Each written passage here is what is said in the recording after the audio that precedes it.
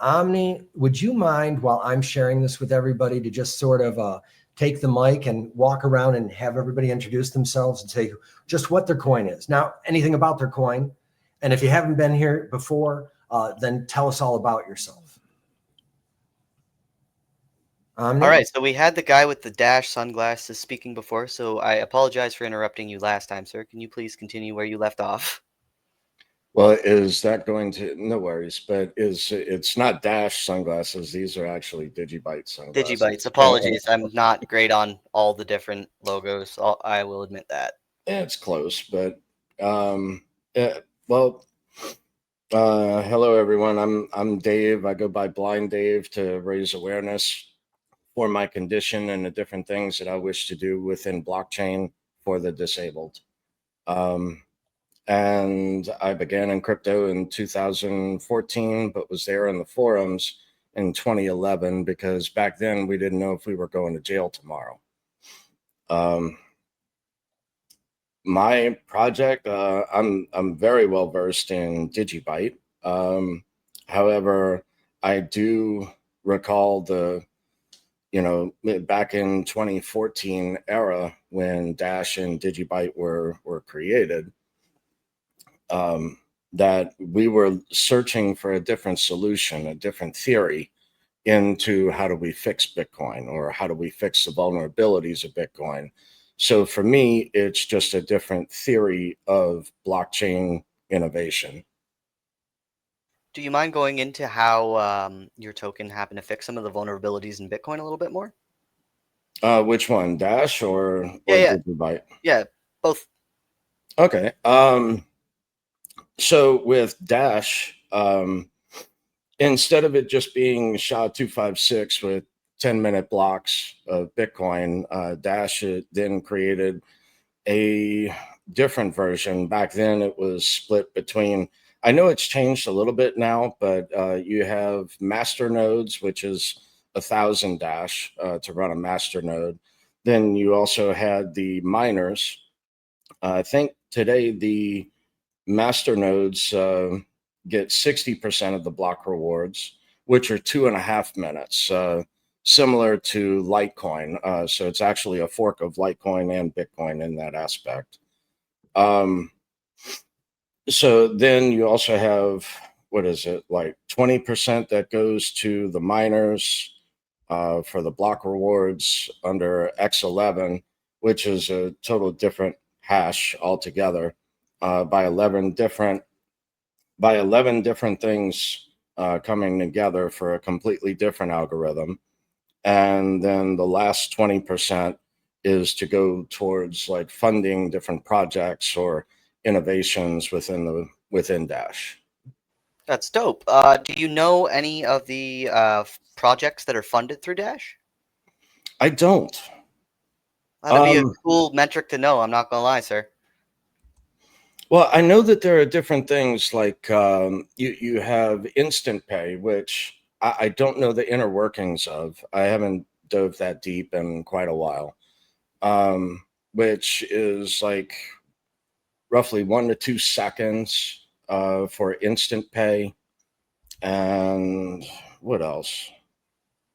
So as far as a privacy feature, that's really interesting, where say your wallet address goes into a pool and it's like a mixer, which was a concern for a lot of different exchanges and whatnot, and why they delisted Dash off of many because of the privacy concerns. But now that others are doing it, like Litecoin has MWeb, that sort of stuff, where it prevents others from being able to tell exactly where it came from. So it mixes it up and then sends it. Yep. So that's the privacy aspect of it. That's some good privacy aspect. All right. Do you know anything about the more at a protocol level around the privacy features of it, how it anonymizes the data for the regular retail user and whatnot? I thought I just explained that just a little, touched on it. as Okay. far as it mixing together. So that way the addresses are mixed in. So that way it makes it an anonymous transaction. Okay. Um. Oh. And I can also speak to Digibyte's behalf on how I feel that, or how I, not how I feel, how Digibyte has also, in the same year in 2014, was created and has solved the vulnerabilities of Bitcoin. Okay. Yeah. Go ahead, sir. I'm looking Yeah, to hear as much as I can. well, with Digibyte, the blocks are every 15 seconds, Faster. not 10 minutes. Yes, much faster blocks. Um, so, and then with 5 different mining algorithms, instead of just SHA-256, you have SHA-256, scrypt. You also have Skyne, AutoCrypt, and Qubit. Now, the cool thing is that say one is ever corrupted, say like SHA-256 is ever corrupted due to quantum computing, you can then remove SHA-256 and then implement another. And it will still run on 4 algorithms while replacing that with another, like say ProgPower or RandomX, or Vertcoin just actually introduced a proposal, Digibyte improvement proposal, to add as possible a 6 algorithm. I found that really interesting, so I wanted to hear a little more about that, where that's going, but also to merge mine. So my question there for the Vert gentleman is, will Vertcoin actually be merged mine now with Digibyte if this is approved and through the improvement proposal, voting and all of that, once the code is released and gone over?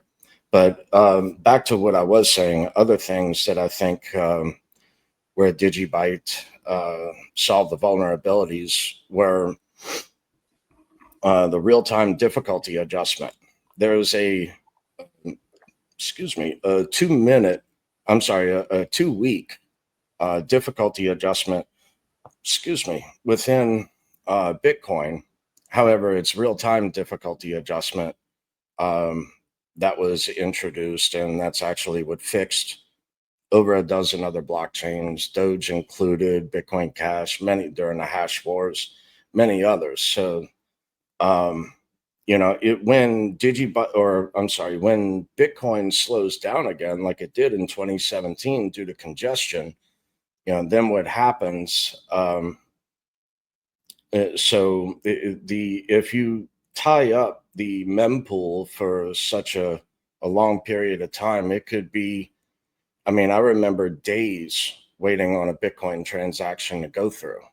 Yeah, and that's just not acceptable in finances, especially if you're trying to pay for something rather quickly.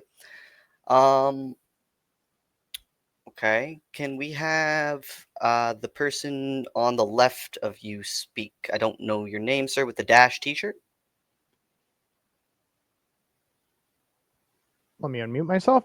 Yeah. Hi, Eric. Go by Age of Doge often. I've been. I kind of went over my history last time, but briefly, I got into Bitcoin about 2011, and then once it became kind of unusable for commerce, which is what I was really interested in doing with it, Mm-hmm. I started looking for a coin that solved the problems, that could scale cheaply and effectively, and I think perhaps most importantly had a solution to what I perceived as the real underlying problem in Bitcoin during the block size war, and that's just that mining only governance models Yes. just aren't good enough to Yes. resolve these conflicts in the way that they need to. The fork with BTC and BCH was way messier than it should have been. It was really unclear where people actually stood. There was no obvious way for Mm-hmm. the holders and users of the coin, the people that really matter, to be able to be heard or polled in any way. And as a result, nobody knew what was going to happen. It's just a bunch of people yelling on Reddit. And That's how it always devolves too. I think the result of that has been pretty awful.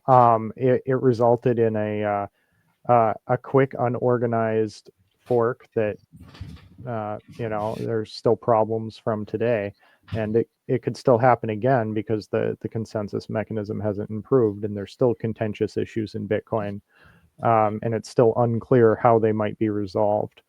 So I think it's really important to have a well-developed consensus mechanism, and I absolutely agree with that, sir. because I want to put effort into onboarding people onto a network that actually can sustain itself indefinitely into the future. I put a lot of effort into onboarding people to Bitcoin, only to find that it's not really useful to them anymore after not too long after I did that. So I wanted to make sure that we had a system we could get on that could actually scale and that could deal with consensus issues. So that's how I got started in Dash. Dope. Very dope. So do you do any developing of your own, or are you just like a hodler yourself? I'm a user. You're a user. Okay. I mostly live off of Dash. Between the Dash Spend app and tools cool. like Spritz Finance, I both personally and my business are almost entirely funded on Dash. That's I cool. accept it on my web store. What I want Shout out. is to never never have to We're all wearing his swag here my today. swag. Yeah. Good. Nice. Good job, guys. That's good swag. I'm not gonna lie. The shirts are sharp. They are.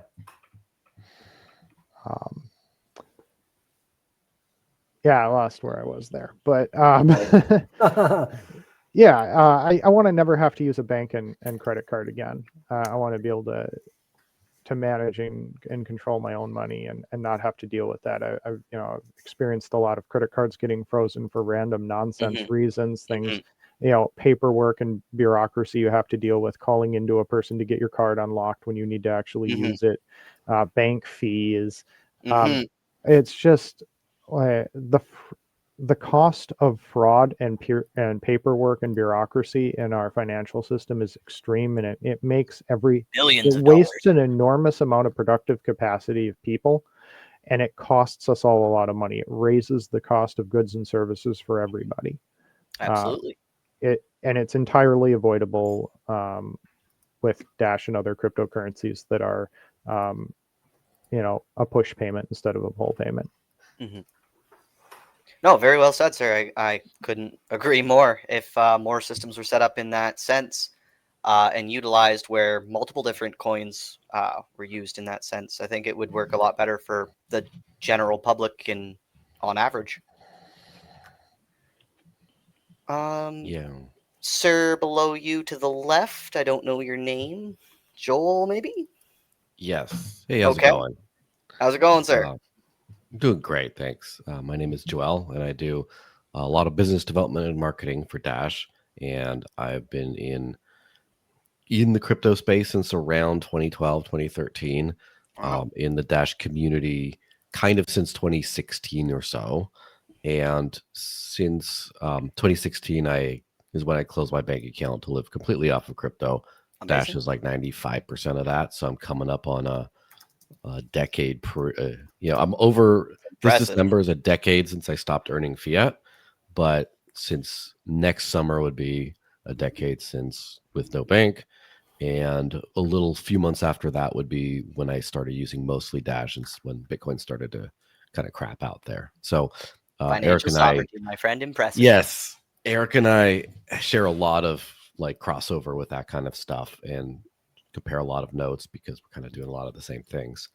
And so I'm kind of like everywhere right now on shows, podcasts, whatever, just doing full-time whatever I can to advance the adoption of digital currency, specifically Dash.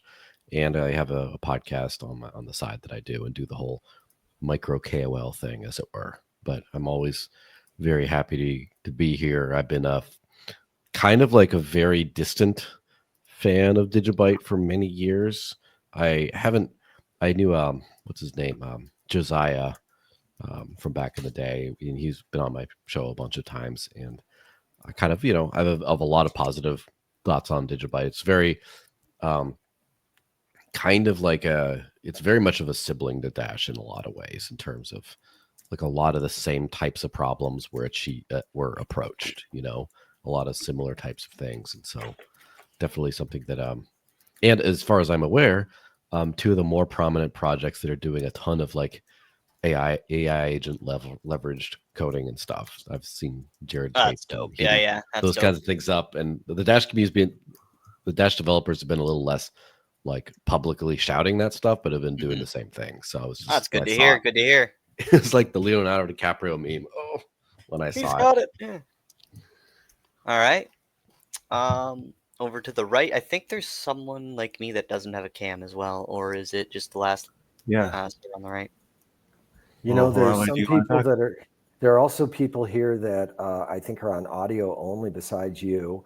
I think there is someone named Rev and One Time also. And so if we could give them a shout out. Yeah. Rev and One Time. If you guys are around, welcome to speak in. Hey, can you guys hear me okay? yes, I can. So Hey, yeah, One I go Time. by One Time, and I've been in the Dash community since 2014, and I can see that most of these guys were like in the after party. We were for like 12 hours. We were all talking on Friday in the after party, so we all talk about Dash a lot, and so these guys are kind of my friends. And yeah, if so, I'm sorry I kind of missed a lot of this because I was trying to scramble to share this new link because we had technical problems. But yeah, I'm here just on audio, so good to talk to you guys. All right. Welcome, sir. Welcome, sir. Rev, you around, bro? Yes, good afternoon, everybody. My name is Rev, just a traveler. I've been in the Vertcoin community since 2019 when it changed algorithms to make sure it stayed decentralized with strictly GPU mineable. And that was really my first introduction into cryptocurrency. I wanted something that I could mine at home, like Bitcoin originally was. I stuck with that, and since then, I've been able to mine Litecoin a little bit, and I've dabbled in other cryptocurrencies. But I'm glad to be here, spreading the good word of crypto. Right on. Very cool. Very cool. All right, and sir, on the very end of my screen, I'm with the Sharp Dash shirt. Thanks. I go H by bomb. yeah, I go by Hawaii. I got into Dash in late 2016. I've served in a few capacities for the network. Currently, I'm a Dash Discord mod and some memes, and I love doing that. So I'm also kind of the steward for the after party that we have after Joel's podcast. Cool. What time is that? Can you tell us about that? It's pretty loose, but it's like around 6 p.m. on Friday Eastern. 6 p.m. Friday Eastern. Nice. And what's it entail Yeah. normally? Is it just Basically, we discuss anything Dash and crypto related as well. What's going on this week? It's very loose. And okay? Yeah, it's just and you guys are welcome as well. All right. We have someone named Hannibal here, also from the team that can't. I just wanted to tell them. That's why I pardon my interruption. They will need to connect their mic/cam before, and I'm not expecting your cam, but if you can connect your mic, Hannibal, we'd like to hear from you too. Sorry. That's okay. And then I think there's someone else in there. Yeah, so you want me to just quickly feel, but so I got into Dash for the governance, instance and the focus on merchants. I was in e-commerce for 10 plus years till I sold it. So I got to appreciate the merchant side and saw the value of having cryptocurrency, and in this case, Dash. And then also during the small block, big block, war and all that. I just heard a lot of things while I was in Dash. I heard a lot of things about miners. Kind of, they are the governance in some ways, and I just thought that was insane.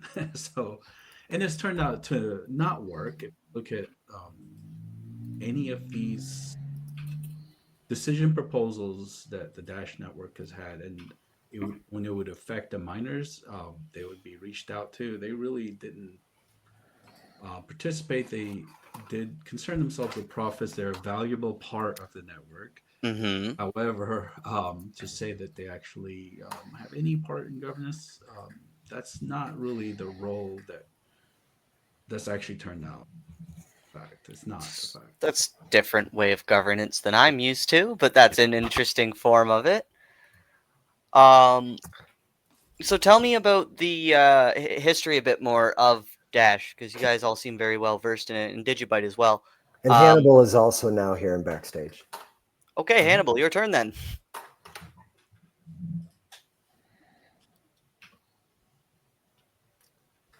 Hannibal, I don't think. Try that now, Hannibal.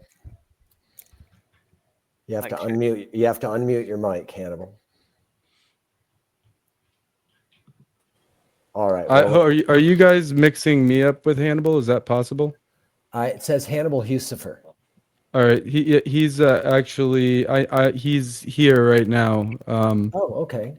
But Okay. I don't know. I want to make sure you guys can see me too. Okay. Yeah, I see you. All right, cool. I just want to make sure everyone's had a chance to introduce themselves. And again, I want to apologize. I think he's the last guy to go, but yeah. Yeah. As soon as Hannibal goes, I want to start the podcast. And thanks for everybody introducing. Yeah, here, I'm going to just hand him the mic because he's actually Perfect. next to me. Oh, Here. perfect. Howdy. Hannibal, why don't Perfect. you That just works great. speak on the mic? Yeah, that does work nicely. Good to be in the same room with your teammate. I don't even know what that's like. Yeah. Hi guys, how you doing? This is Hannibal. Hey, Hannibal. Nice to meet you. Nice to meet you too. Yeah, I'm sitting on the couch next to him. We're trying to get our audio stuff worked out right now, but I think I'm down off stage down the audience right now with my phone. Okay. Well, I just want to say, guys, welcome everybody, and we're back to 364 people. There were literally like climbing towards 500 people before I completely screwed the pooch and shut the wrong browser. Sorry, guys. Really It sorry. happens, man. Oh man. Well, there's mine. And today, when I was driving this morning over just to get some soda at the store, I had this feeling like something bad was going to happen today and I was going to get in a car accident. And I kept feeling it. And I pulled into this place and the car just backed right into me. Right into me. You know, so today's my day. Things happen in twos. So I'm going to be really careful the rest of the day, right? They happen in threes, rather. So I've had my two. Guys, welcome. And welcome to the guest today that we have. This is going to be the first time that we have, but it's going to happen every day now. For every single day, 5 days a week, Monday through Friday, we're going to meet with 3 coin teams out of 15 that we like. We're not looking at Bitcoin anymore. We dropped Ethereum. We brought in 3 new ones that we like, and we're going to talk about those. But what we're going to do is there will be one coin that each has its day. Like Dash has Mondays. That's Dash's day. Bitcoin Cash has Tuesdays. That's its day. Bells has Wednesdays. That's its day. Zcash did so great. They're over like 5,500 views now. Friday's their day. Thursday will be Stellar Lumens and Ripple and Cardano. And so we're going to now shuffle around here these 15 so that by the end of a month or two, or it might take 6, I haven't done the math, every single coin community the ones on top will have shuffled through and met every other community. And in this way, we have this united front of users that learn about these 15 OG coins and why they should matter in their portfolio, but also because this portfolio keeps up with the spending, keeps up with their spending power that's being bitten down by inflation, spending pressure or inflationary pressures. So now imagine, this is how I want to think of Dash. This is how I want to think of Digibyte. First of all, I think they're undervalued, and we'll talk about that. But when I think of Digibyte, Dash, Litecoin, Doge Bells, if I think of Vertcoin, I want to think of it as, first of all, I can spend it as money. And this is money, and the merchant will take it as money. And we're using all the point of sale apps already in place with APIs that we all create a digital, I should say an industry standard around, so that all the apps and everything are created so that it already fits at any place you go to just as easily as Apple Pay. Now, when we have all these people come together like this, we can have industry standards, because instead of each creating in a silo, we're now all creating towards an industry standard that we, as a self-regulating organization, do we have to report to the SEC, CFTC? Well, where it applies, but other than that, we have an exemption because we're a self-regulating organization like FINRA. So as a self-regulating organization now, we have tremendous power to create industry standards. Now, can you go at it with a stick and make people do it? No, you can't, of course. But what you can do, and we've learned this over the last 2 weeks of these podcasts hanging out here, is that you can offer a carrot. And if you offer a carrot, let's see what comes. You know, and I posted that chart, if anyone goes to a Digital Gold Talk, just a groundswell of excitement around this the last 2 weeks. You just see, we just keep getting bigger and bigger podcasts every week. And so with this one, I expect really great because everyone's coming together again. But you see, that shows strength in numbers, but also interest in no fluff, apples to apples comparison, real value, crypto fair value that we can all look at and understand. But I want you to be able to thinking of it as keeping up with inflation now. Because if my Dash and that are becoming scarcer, or my Digibyte is becoming scarcer as people lock them away for DigiDollars or whatever happens, you're keeping up with inflation. You shouldn't think of crypto anymore as a speculative sport of gambling. That's for gamblers. We should think of it as peer-to-peer electronic money that we're going to be able to spend anywhere we go. And if we want the price to go up to keep up with inflation, we as a community need to do things like plug in desktop wallets, right? Make the network more powerful, right? Do merged mining with Script. Anybody that's got Script, why aren't you all merge mining with Doge, Litecoin, and Bells? Why not? Everybody that can. If you do these things, everybody becomes stronger together. I have heard people say, oh, there's no alt season. Well, why would there be? Everyone that went into it last year got rugged because what really was the value that anyone was giving?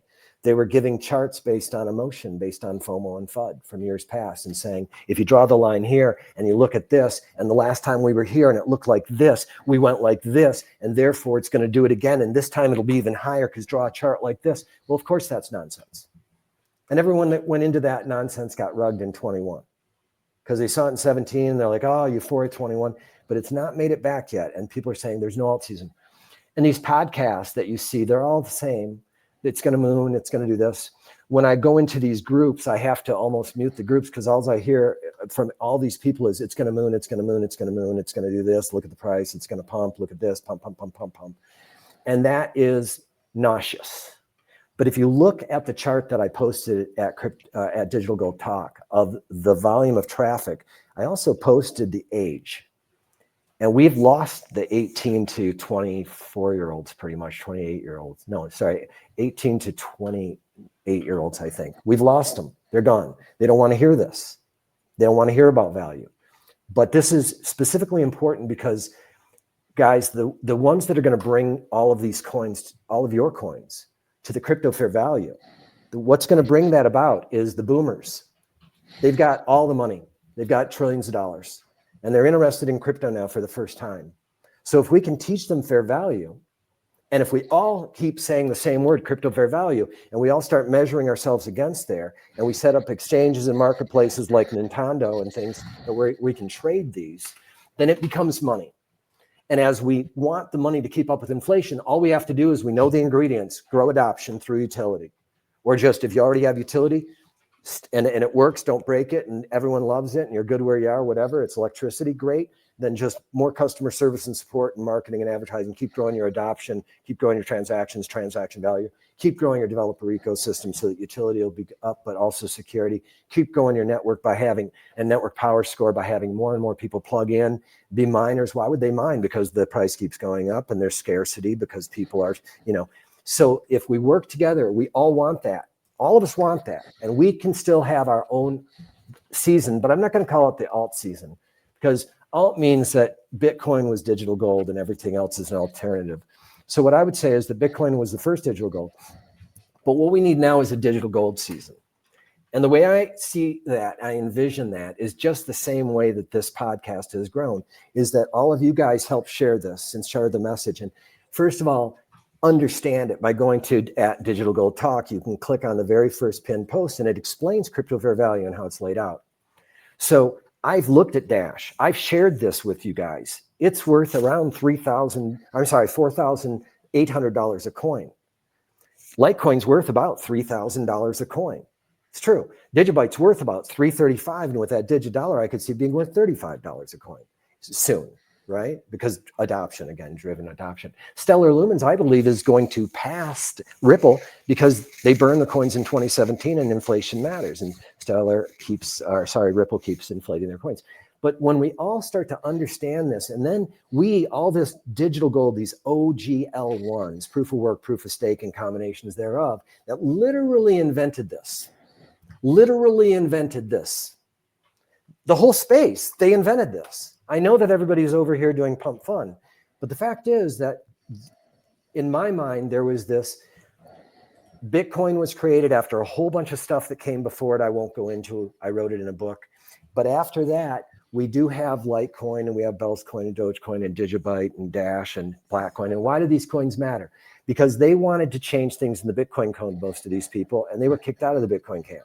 But they were improvements. And so they went over here, including Bitcoin Cash, who we love. And they just wanted to stick more to the, larger block sizes.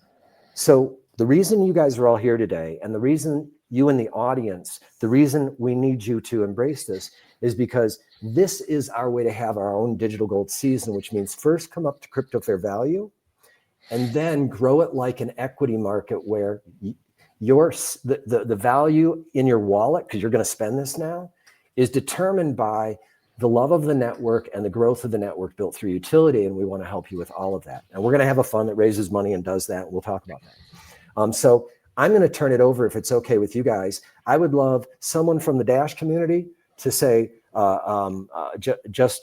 tell us a little bit about what made you guys unique to Bitcoin. That's all I want to know. What made you unique to Bitcoin? Because I want the audience to know you were innovative. What was it? And then Digibyte, I want you to tell us in the beginning, just like the servers. And then I want you just really quick to talk about the DigiDollar, right?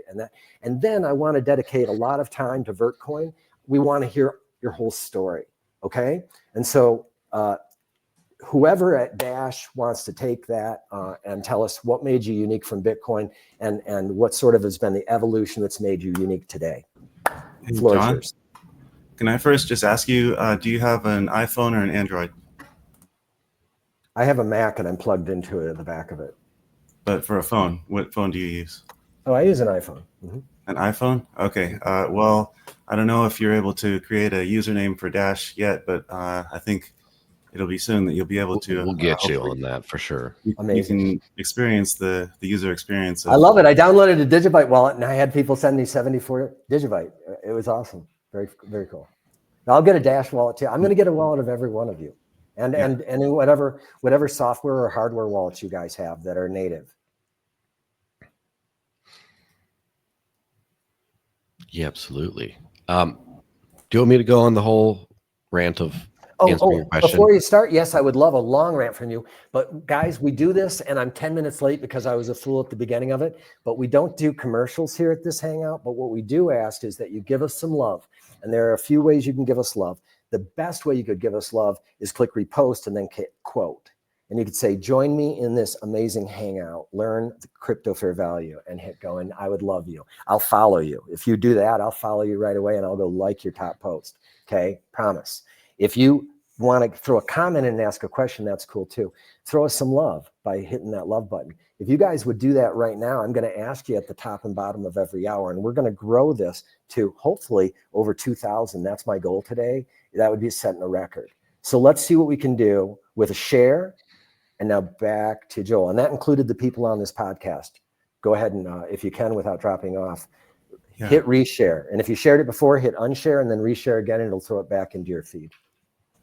Joel? Yeah, absolutely. So, four of us here are pretty much focused on Dash. So I think Joel will probably be the one to start things off talking about Dash.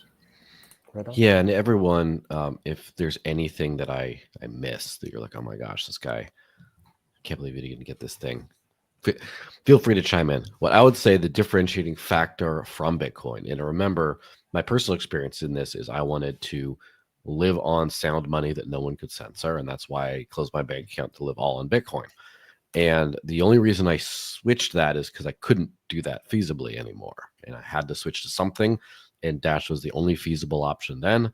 And there's plenty of feasible options today, but nothing is near good enough to tempt me away from Dash. So that's kind of the context of what I'm saying. So the number one thing, and I would just say this, it has to just work.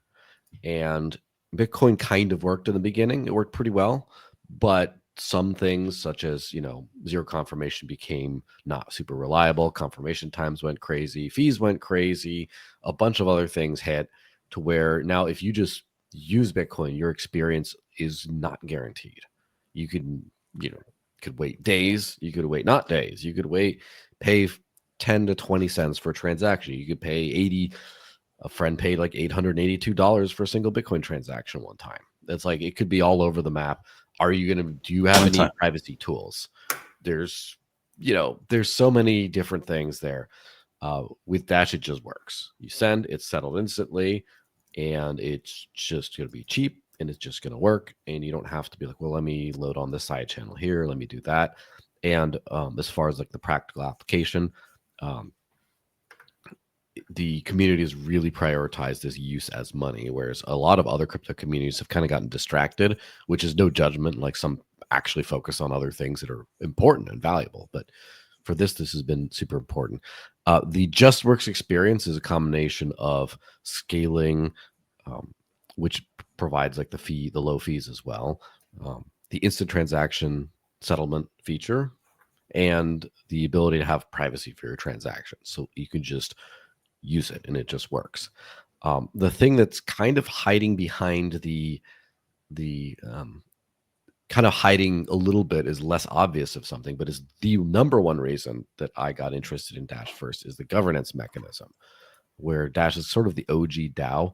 And can you expand on that? Sorry, because a lot of people don't know this about Dash, and this is, I think, fascinating. Yes, and I'm going to try to not be super long on this because decentralized governance is a very involved topic, right? You could go on forever with this. Sure. But basically, in Bitcoin, people thought that whoever decides things would be the miners. Like, if there's a change to the protocol, if there isn't a change to the protocol, whoever the most mining power is what decides that. In practice, it was shown that, first of all, polling users was very challenging, and it kind of led to a lot of confusion. And at the end of the day, the miners ended up being passive actors rather than active actors. And because of these unresolved governance issues, Bitcoin is right now going through another, maybe even fork war, but a very, serious internal conflict, not because people have disagreements, they always will, but because there's no way to say who believes what. Who, like, community consensus. Everyone's arguing over it, but that should be able to be kind of that should be able to be established pretty easily. So Dash is a decentralized autonomous organization, the world's oldest, arguably the world's first. Getting into the weeds and the details on that, but basically that means that the network can come. Anyone can participate in the network, right? Anyone can do it. It can come to consensus, meaning it can come to an actual decision on not just which blocks are valid and transactions are valid, but what is the purpose of the network? Where does it go? What does it approve of and not approve of? It can actually come to those definitively, where you can put in a governance proposal and say, I want to ask the question, do we do X or Y? And then you will get a stakeholder vote that is set in stone. And the autonomous part means you don't have to hope outside parties give you donations, give you grants, VC funding, all that kind of stuff. You don't have to worry about that monetary influence as much, because the protocol will fund itself. And the one unique part, because decentralized governance is a lot more popular today than it was in 2015 or so. One thing that's different about Dash, as far as I know, for almost every other protocol, there's a few others that have similar things, is that the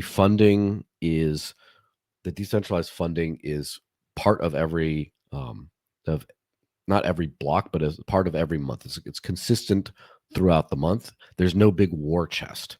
So a lot of projects that technically have governance also have this giant, like, VC funded pile of money. And so if you vote you try to vote, say, the core developers out. You've tried to say, you get defunded, get out of there. They might say, haha, nice try, but we have all the money. Or they might spend all them, even if it's truly decentralized and you have this big pot of money up front, you can spend all the money over the years until you have no money left. And now you're back in the original point of, we need to go to VC funding. We need to sell out to someone else. We need to take these other influences. And because of Dash's kind of, we don't have the big bucks from being able to have this giant war chest to just spend on splashy things, but because it's consistent through the funding, it keeps us completely, like, I would say, autonomous and decentralized. And so that I would categorize all that And kind of open, feature talk and open to the whole world to participate from anywhere. Yes, absolutely. So anyone can acquire Dash through any means. Anyone can spin up a masternode, start earning rewards, and just vote. And no one can stop them. And so I would sort of categorize those big things. I have to get to the usernames really quick. As of about a year ago, Dash has protocol level usernames and contact lists, so you can actually get a human readable username and friend them on the blockchain to make private payments between yourselves.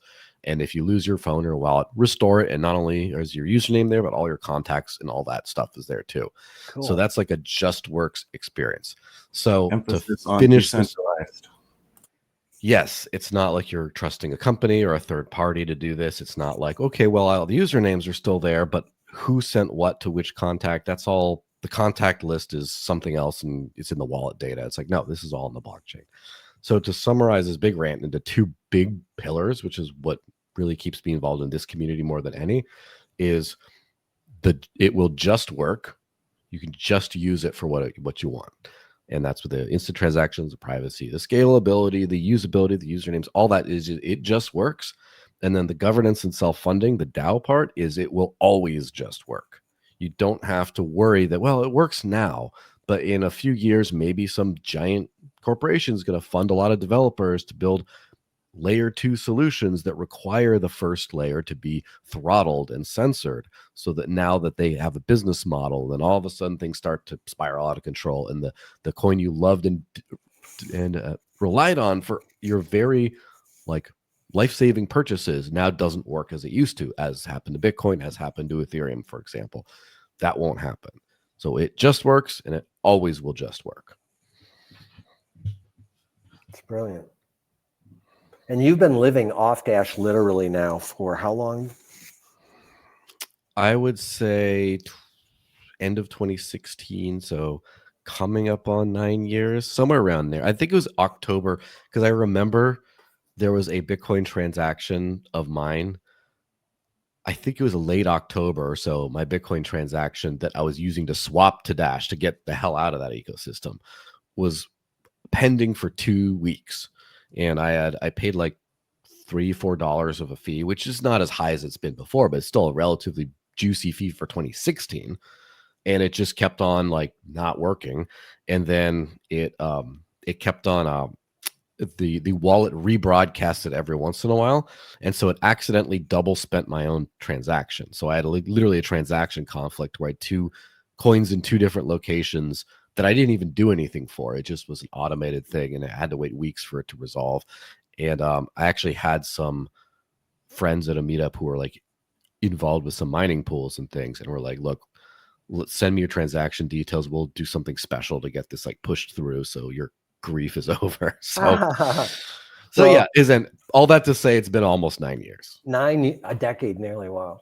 Well, and before we go over to Digibyte, I did want to, and Digidollar I want to talk about a little bit, but Which, guys by the way, have, Digidollar sounds pretty cool from what I've seen. oh, wait till you hear. This is really neat. But still on Dash, you guys have a funding mechanism built into Dash, and it is based on the staking rewards that allows you to pay for some things right now. And I say some things because if the price of Dash was at crypto fair value right now, CFV, of almost $5,000, then tell them the difference, what it means to the foundation, or whoever, whatever you call that part of your organization. Yeah. So the block reward, right? So Dash doesn't have bank accounts, right? There's no people in Dash sometimes do, but Dash itself is just the miners get money, the master nodes and Evo nodes get money, and then the treasury gets money every super block, which comes like a heartbeat in the coin emission every month. And so that's denominated in Dash because if it's decentralized, there might be ways of doing like a stable protocol or whatever that's much more advanced. We'll see. But so the price that's about almost 8,000 Dash a super block, if I remember correctly. I can't remember exactly what. Wait. I want to get out a calculator. Give me a number here. 7,300. Say it, one person. About 7,300 Dash per month is. And what's the current value of Dash? 23, right? Something like that. 22, so that means that currently then that would mean you guys are bringing in about 167,900. But guys at home per month, but guys at home, do more math. This is the easiest math. You don't need a calculator for. That means if it goes up to $200, add a zero to that. If it goes up to 3 times that to get to 6,000, it'd be just a little bit ahead of itself there. Multiply that then times 3. And that's what the treasury is getting monthly, right, Joel? And staking rewards then in Dash to spend on allocation. The allocation that our treasury gives out is evaluated by the people who are staked in Dash, the masternode and Evo node owners, who are virtuously, deciding based on their large stake. It's in their interest to make good decisions, so they can approve or not approve. And they also take other people's. So as opposed to funding. Could I give you my votes if I wanted to? Could I allocate votes to you if you have a master node? Yes, definitely. You can delegate your voting keys to other people, and not give up your coins. You just give the voting keys. Sure. Yeah. Oh, that's so cool. Okay, so guys, again, that's another reason why we want everything at Crypto Fair Value, because if I presume, Joel, that and one time that can go towards development, right? That can go, what can that be spent on? And what is it typically? So the purpose of this was the thought behind it was to fund development, because that's kind of what development is, the protocol. And so like I could run around and like be like, oh, I'm Mr. Dash person and talk on stage and do all this stuff. But like if I get like funded or defunded for that, that doesn't affect things nearly as much as the code itself, like what people slip into the code. And that's kind of what happened with Bitcoin. So that's, I would say, the primary purpose that was thought of when doing this was to have independent developer funding. And you have a lot of people, it's a big discussion now in a lot of communities such as Bitcoin about this concept of ossification, where basically the idea is the protocol should at some point not change very much, because if you can change it, that's kind of a sign of a centralization vector, that is attack vector if you can change it.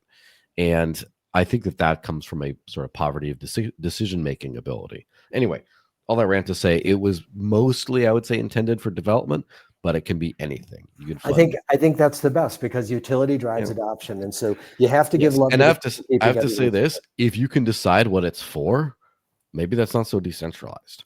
If the network votes for anything, they vote, we're going to buy like Dash colored toilet seats and distribute them to all hotels, and it could be something ridiculous. If the network votes for it, that's gospel. They get it. Right. I like that. And I just say that the power of the DAO, as opposed to the chaos of Bitcoin's governance, the DAO that Dash has is, like I said, virtuously incentivized to adapt to and make changes that are best for the network. And we can always, every month, see how things are and make our own choices and make good choices. I like it. Guys, it's the top of the hour right now, and at 5 minutes before the hour, people are just about to get out of class and meetings and go to lunch. And what's going to happen is they're going to look at their news feed, and they're going to see what's at the top of their news feed, which is constantly scrolling. So for any of you, don't drop out of this to do it if you're one of us, but if you're one of the people on stage or backstage on audio, or upstage, I should say on stage with audio, please click on the post so it's there, you won't lose it, repost it, and then refresh your page, and then repost it. And for all of you at home, please do the same. And then what that's going to do is it's just going to throw it back into the news feed, top of the hour. Right now it's 2:00 here, but right now it's let's see, 1 o'clock, noon, and 11 for somebody in the United States, and go to Alaska, it's even earlier. So if you can, please, we appreciate it. We're hopefully giving you some education and some entertainment. And if you guys could all give that a shot, that will help us spread the word, and we can entertain more people. All right. Well, thank you. Thank you, Dash. And if I can, I'm going to move over to Digibyte. And who would like to? Yeah, thanks, Joel. And I know that you were strapped for time. If you have to drop, please feel free. But if you can stick around for conversation, we love your input always. Okay. I'll just say that. So Digibyte, who would like to talk for Digibyte? Dave, or who would like to talk? Dave, you want to take the mic? Yeah, sure. And let everybody again know just who we are. He was in charge of social media, I believe, for Digibyte or something like Well, that. no, I was a member of the DigiByte awareness team. There you I joined April of 2019, and I stepped away last year. So just for personal reasons, I had Hurricane Ida wipe me out here in New Orleans. I'm rebuilding 2 houses. I mean, I just paid them off. I'm retired because of crypto. So Thank God. Right. Thank God, because I would not have been able to survive, especially without any revenue. I haven't had revenue in almost 5 years because of the rental property with tenants and whatnot. And I couldn't have them. Crypto's kept you going. Exactly. Well, I took enough profit out, but I had to form a trust, and I wrote history for the disabled by using a trust to hold my assets under the EIN rather than use my social security number. I think there's a lot of things therefore, for blockchain, but can I have you explain DigiDollar specifically, because I think that's the most exciting thing about Digibyte, and I want everyone here to understand what is the DigiDollar, and Dave, what makes it different than every other stable coin, including these algorithmic stable coins like Terra Luna that crashed. Yeah, well, that was one of my concerns going into it, but I was unaware. And I still haven't done a lot of research into it, but from what I understand and what I grasp of it, you can take your Digibyte and lock that up for it. Basically, take a loan out. You're collateralizing yourself. Okay. So you put that amount in, you can lock that up. You get X amount of DigiDollars for that. Like for, I don't know, I think the example given was for like 3 years. It was roughly a 30 or 33%. So that way I put up, say $300, I receive $100 as a loan, which, after working with 2 attorneys and a CPA,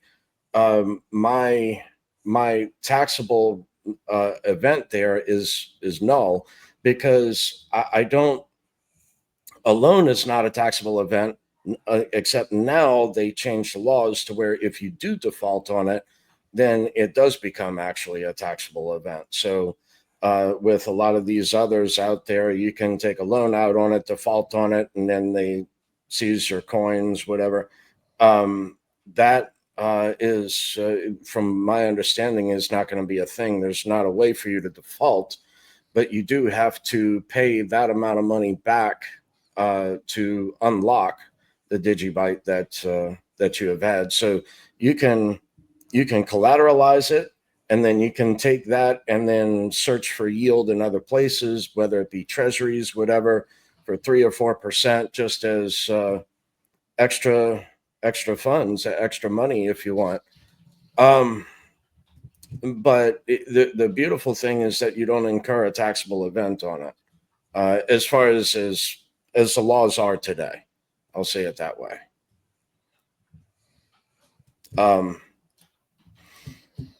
Now, how many are? How many are? I don't hear you anymore. Oh shoot! I hear him. I still hear him. Everybody, I hear him. I think Okay. Eric, you might be rugging. But again, I do need to go read through the white paper to be a little more versed. Okay, so let me throw a couple things out, unless there's someone else at Digibyte that can explain the DigiDollar any better than that. So I might be able to explain some things on it in a little bit. I'm just reading something real quick to refresh my memory. I think it's based on an over collateralized protocol that I was familiar with. So I just got to make sure I'm not spreading Sure. fake news. So, before so since this. I'm since I think I understand it, I'm going to take a shot at it. Imagine if you could take a loan from yourself. Imagine if right now you had, and by the way, guys, I'm trying to kick Red Bull, so now I'm going to be advertising for Snapple, I guess. As I understand it, you could take a loan from yourself. Imagine that you have, and let's just, because we look at a dollar amount, because that's the amount that's going to be owed. Let's say that you have $10,000 worth of Digibyte in your wallet right now. I've got a desktop wallet. I just downloaded the beta version or the test version rather, and it works great. It looks beautiful. It has a little button that doesn't work yet for DigiDollars. It's going to be right there though. Imagine right there, you could take a loan against your $10,000, but you're locking it up for a period of time. And I don't mean for like a day. I mean like for months, and it might be years.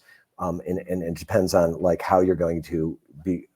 You're charged zero interest. It's a loan against to yourself. Now the DigiDollars now are sitting there, and that's now created greater scarcity of Digibyte, which should help, its value in the market. The longer it's staked, the better.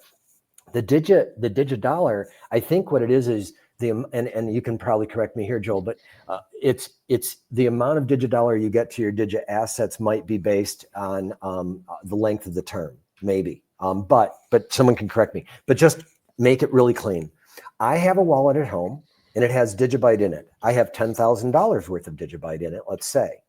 And that $10,000, I need, oh, doggone it. I told you guys, a guy ran into me today. It's a little dent, but it's probably going to have to replace the quarter panel. So it's, and because it's a Maserati, it's probably going to be expensive, right? And that sucks. So I got to use my $10,000 now to fix the Maserati fender. Not true. It did run into me. I'm not going to fix it. I don't give a shit. It's about as deep as my knuckle. Who cares? Okay. And I told the guy, you know what? He's like, I'm so sorry. Here's my insurance. I'm like, brother, for some reason you were supposed to run into me today. Knuckle bump. Be okay. And he's about my age. He appreciated it. Good. Spread love, right? Okay. But now let's say that I wanted to. Let's say I needed to fix that. That was my work car, and people see me and I got to get it fixed. I don't want to sell my Digibyte. Why would I in the world want to sell Digibyte at this price? I know its crypto fair value is like 400 times higher than this right now. I don't want to spend it. I want to stick it away, and hopefully in 3 years when I look at it, then it'll be there. And what am I going to owe for it then? 10 grand. Because what I'm getting is a collateralized loan, let's say, of 10 grand. And I don't know if these numbers are perfect, but this is my understanding, something like this.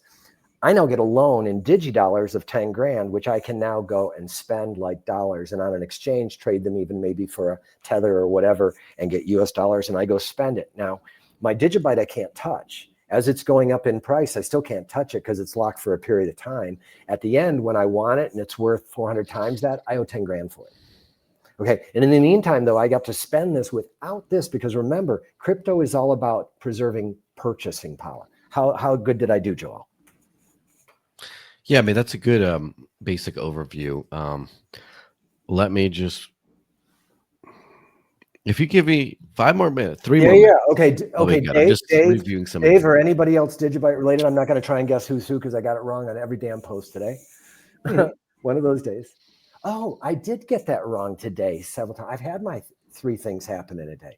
Car crash, right? Dropped the feed and then shared the wrong feed with people twice that are important, and they probably hate me, and I apologized and said I wouldn't chat with them again for a long time if they would just repost this. And I'd like to go back. I'd like to go back to something you said earlier before the DigiDollar, though, just to like take a time out. Oh, please, bro. So the first thing with like the merge mining of Scrypt, the proposal on that, there might be actually be an issue with legacy coins merge mining.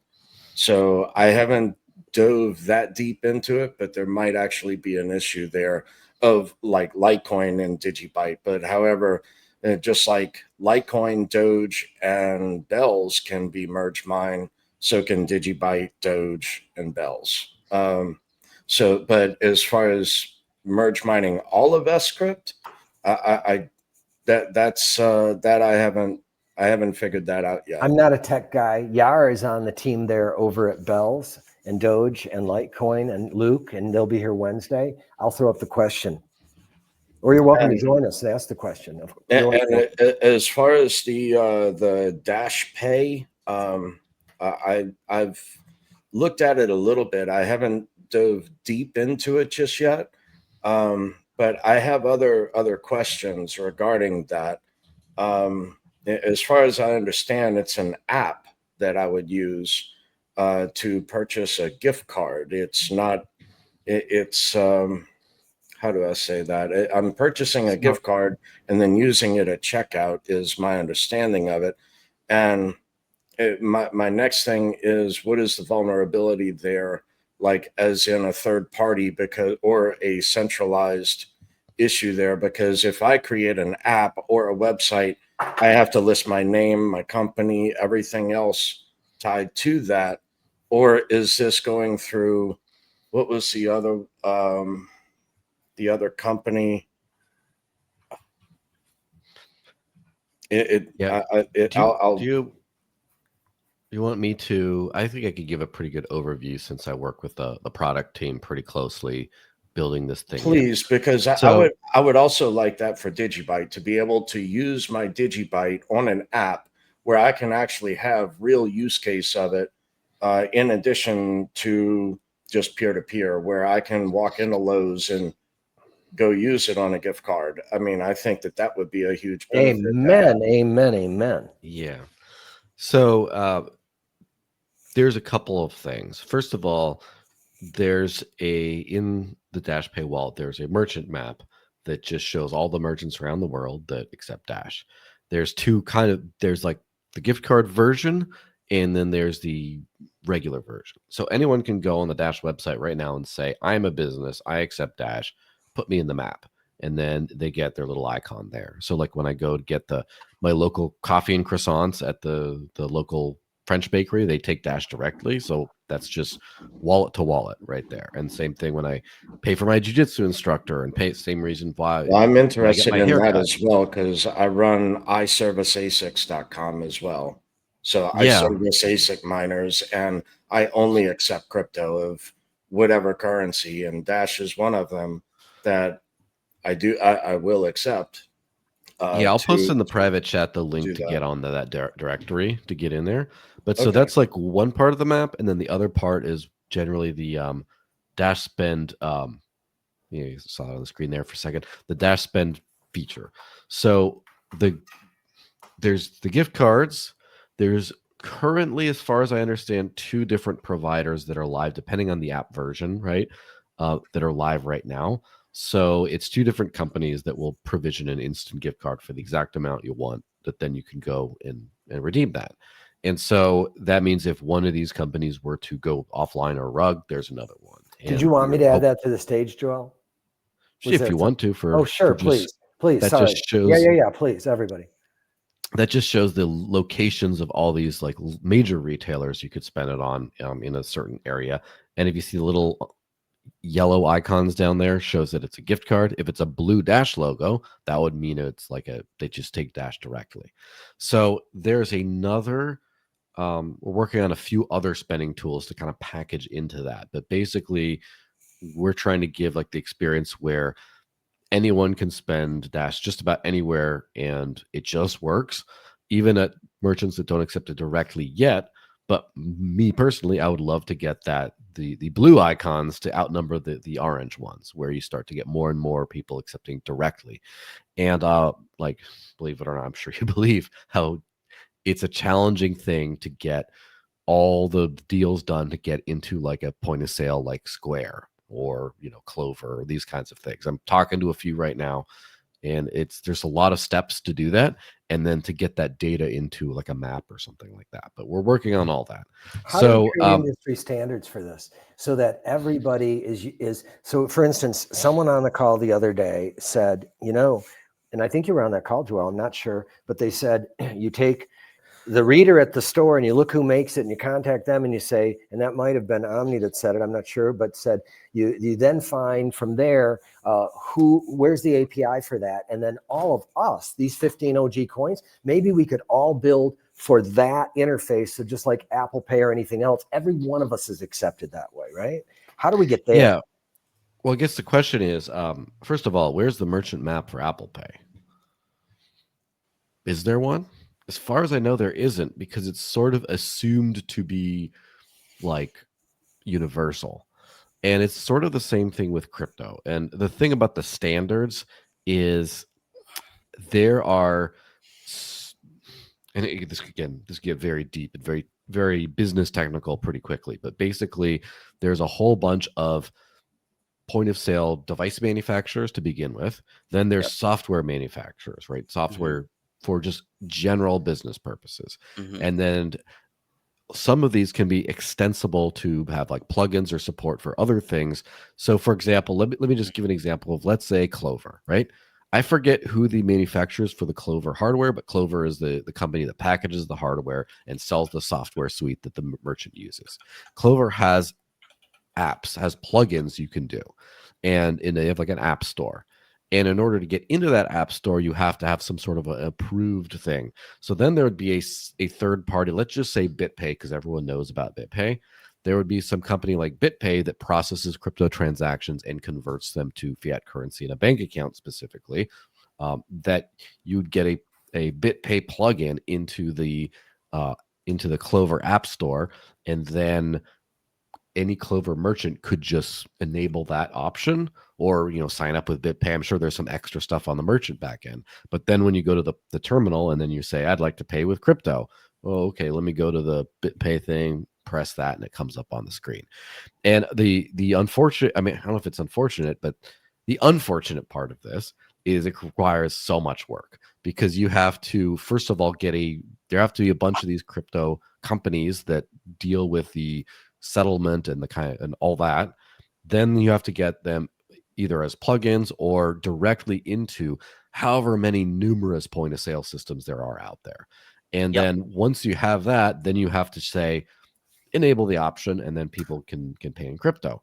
And I have to say, like, this is really hard maybe, but it's also not something the fiat world doesn't have to deal with. I've been using for everything that doesn't take crypto, I've been using these anonymous prepaid digital like Visa cards that I put into my watch, and I do a little tap to pay. Now, first of all, for a merchant to accept that, their hardware and software both have to support NFC payments, as in the tap and pay near field communication. They don't all. It's much more common today, but it's not universal. Then they have to support Google Pay and Apple Pay specifically. Some will just take your bank card if it taps, but some will not take Google Pay or whatever you use for your phone to do that. It's a completely different payment architecture, because when you tap and pay with Google Pay, you're not actually transmitting your card details. You're transmitting a payment token that will do that payment one time, but the actual merchant doesn't have your card details, so they can then charge you again at some point. So they have to support that too.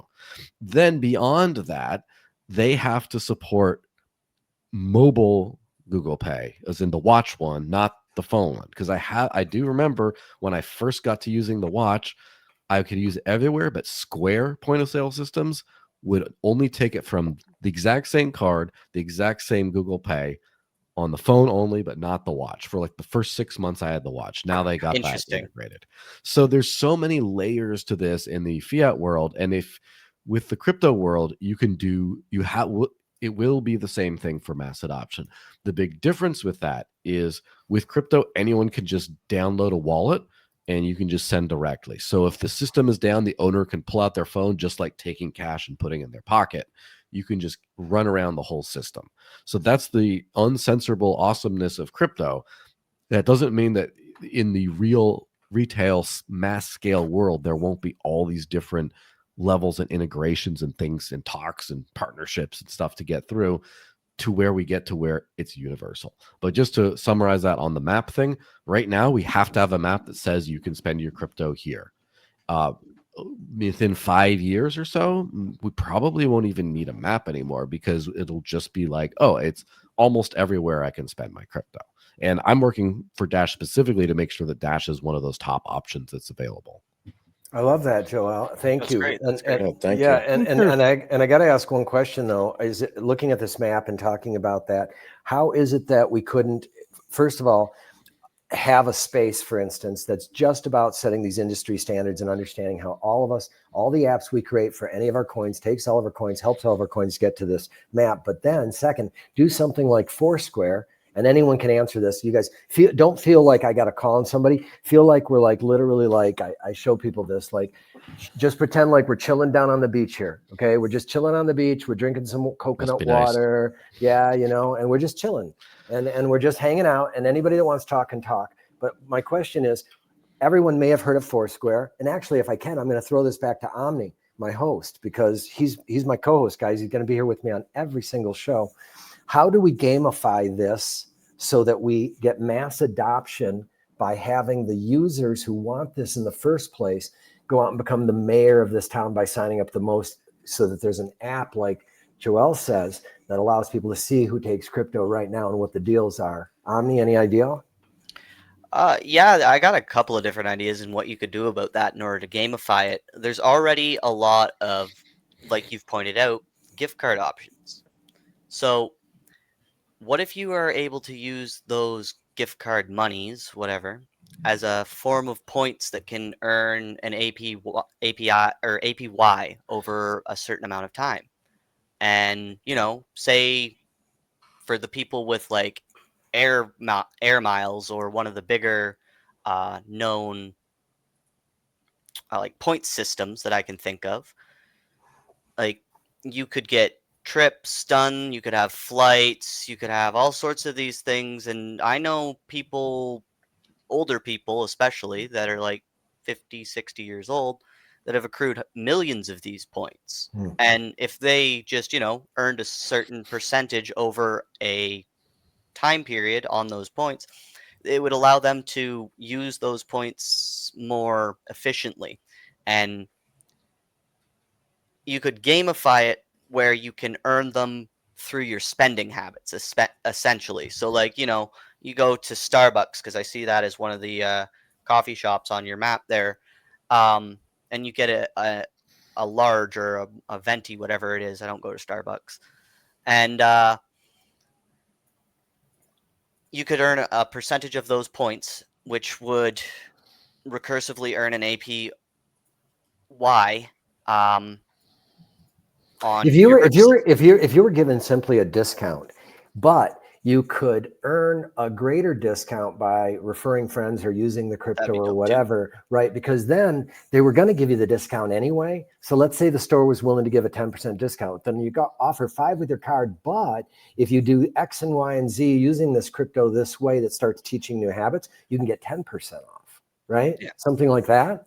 Referring friends. I don't know. I'm just thinking out loud, guys, because what we really have to think about together here is how do we gamify this to take the user base that we do have of 1 or 2 million out of 500 gamblers, and first of all, go after that low hanging fruit. They already know about crypto.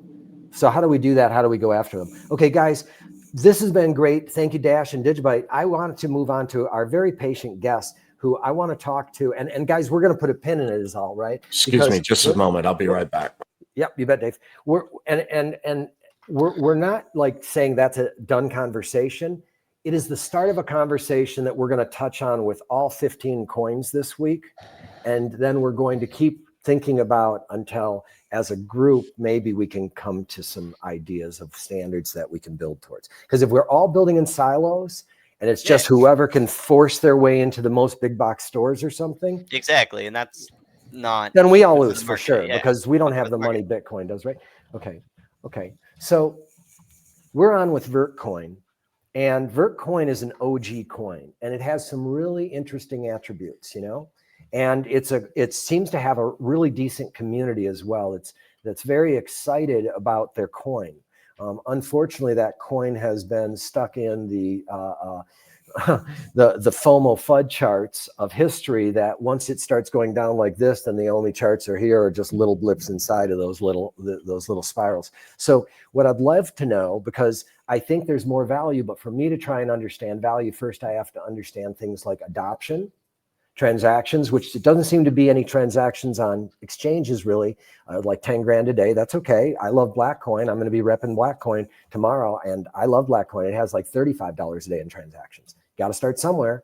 Okay. But I'm trying to dust these things off like it's a vintage Ferrari that somehow got stuck in a barn and it's covered in dust, but we brought it out, we've cleaned it up, and we want to start the engine and make this thing scream. So tell me about Vertcoin. All right, that was the last analogy. You were on point. Firstly, we look at Bitcoin, and Bitcoin set some laws, and those laws they set have made them commodities, right? So Bitcoin has been labeled a commodity. It's been labeled money in countries, and Litecoin just recently got labeled a commodity as well. And Litecoin had history to become Litecoin, right? So, there's a story to Vertcoin, and that's what I'm gonna tell you today is Bitcoin came out and then Litecoin came out because these peer-to-peer transactions, for having a commodity that's acting like gold, it's hard to do peer-to-peer. And when you get into gold, you have to spend a lot of money to get into gold and to get out of gold. And it's a great store of value though. And then Litecoin came out, acting a lot like silver, being a quarter to the dollar and doing a transaction in 56 seconds instead of 7. And now we got a commodity that we're able to change a little bit easier, and be there to be less congestion and more easily store of value. So that the community agreed upon a change. The community agreed upon a change and they called it a fork. And, politically in the space, that was agreed upon change. And in order to keep all of the laws of Bitcoin, which was, no ICO, no pre-mine, no treasury, and fair distribution, right? And How is it fair? How is it fair?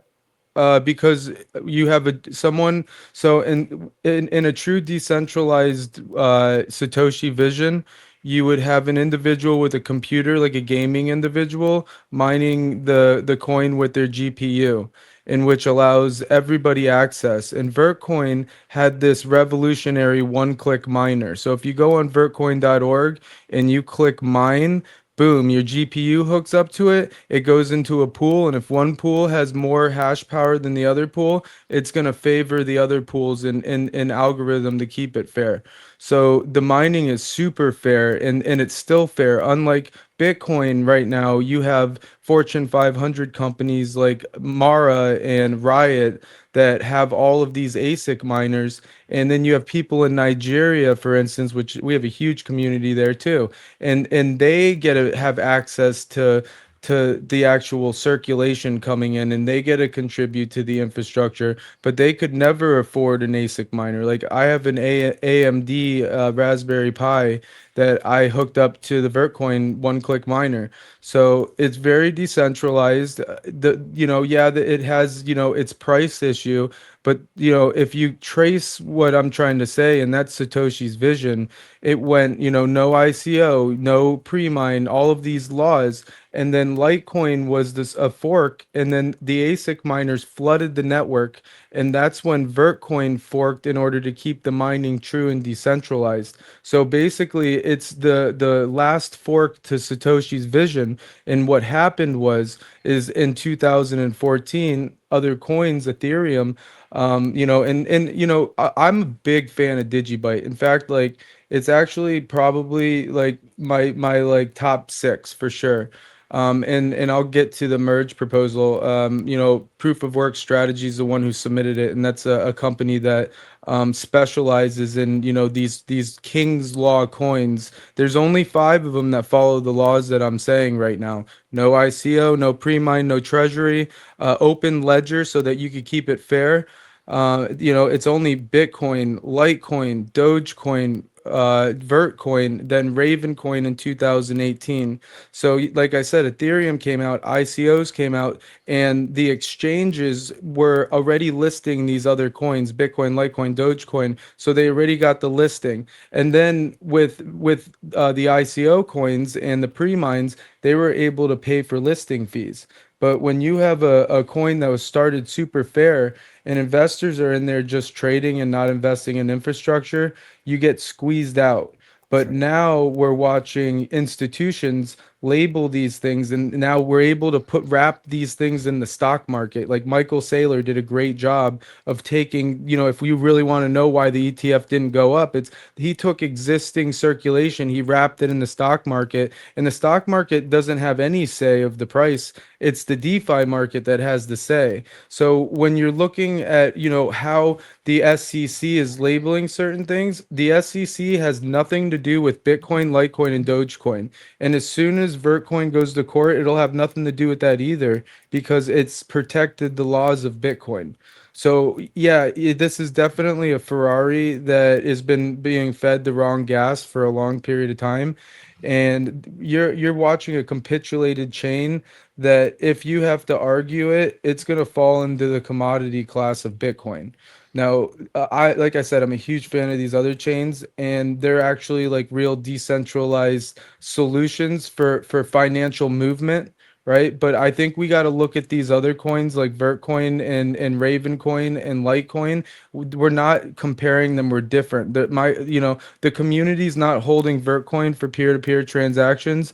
They're holding it because they actually understand the Satoshi vision and they want fairness. Like, I have people in this community from Nigeria that'll teach financial advisors in, the SEC exactly how to, define a commodity. So yeah, I think Vertcoin's special because there's people all over the world that can contribute with their GPUs. And if you think about how circulation's been put out in capitulation, like this chain has been capitulated, to the pulp, like you said.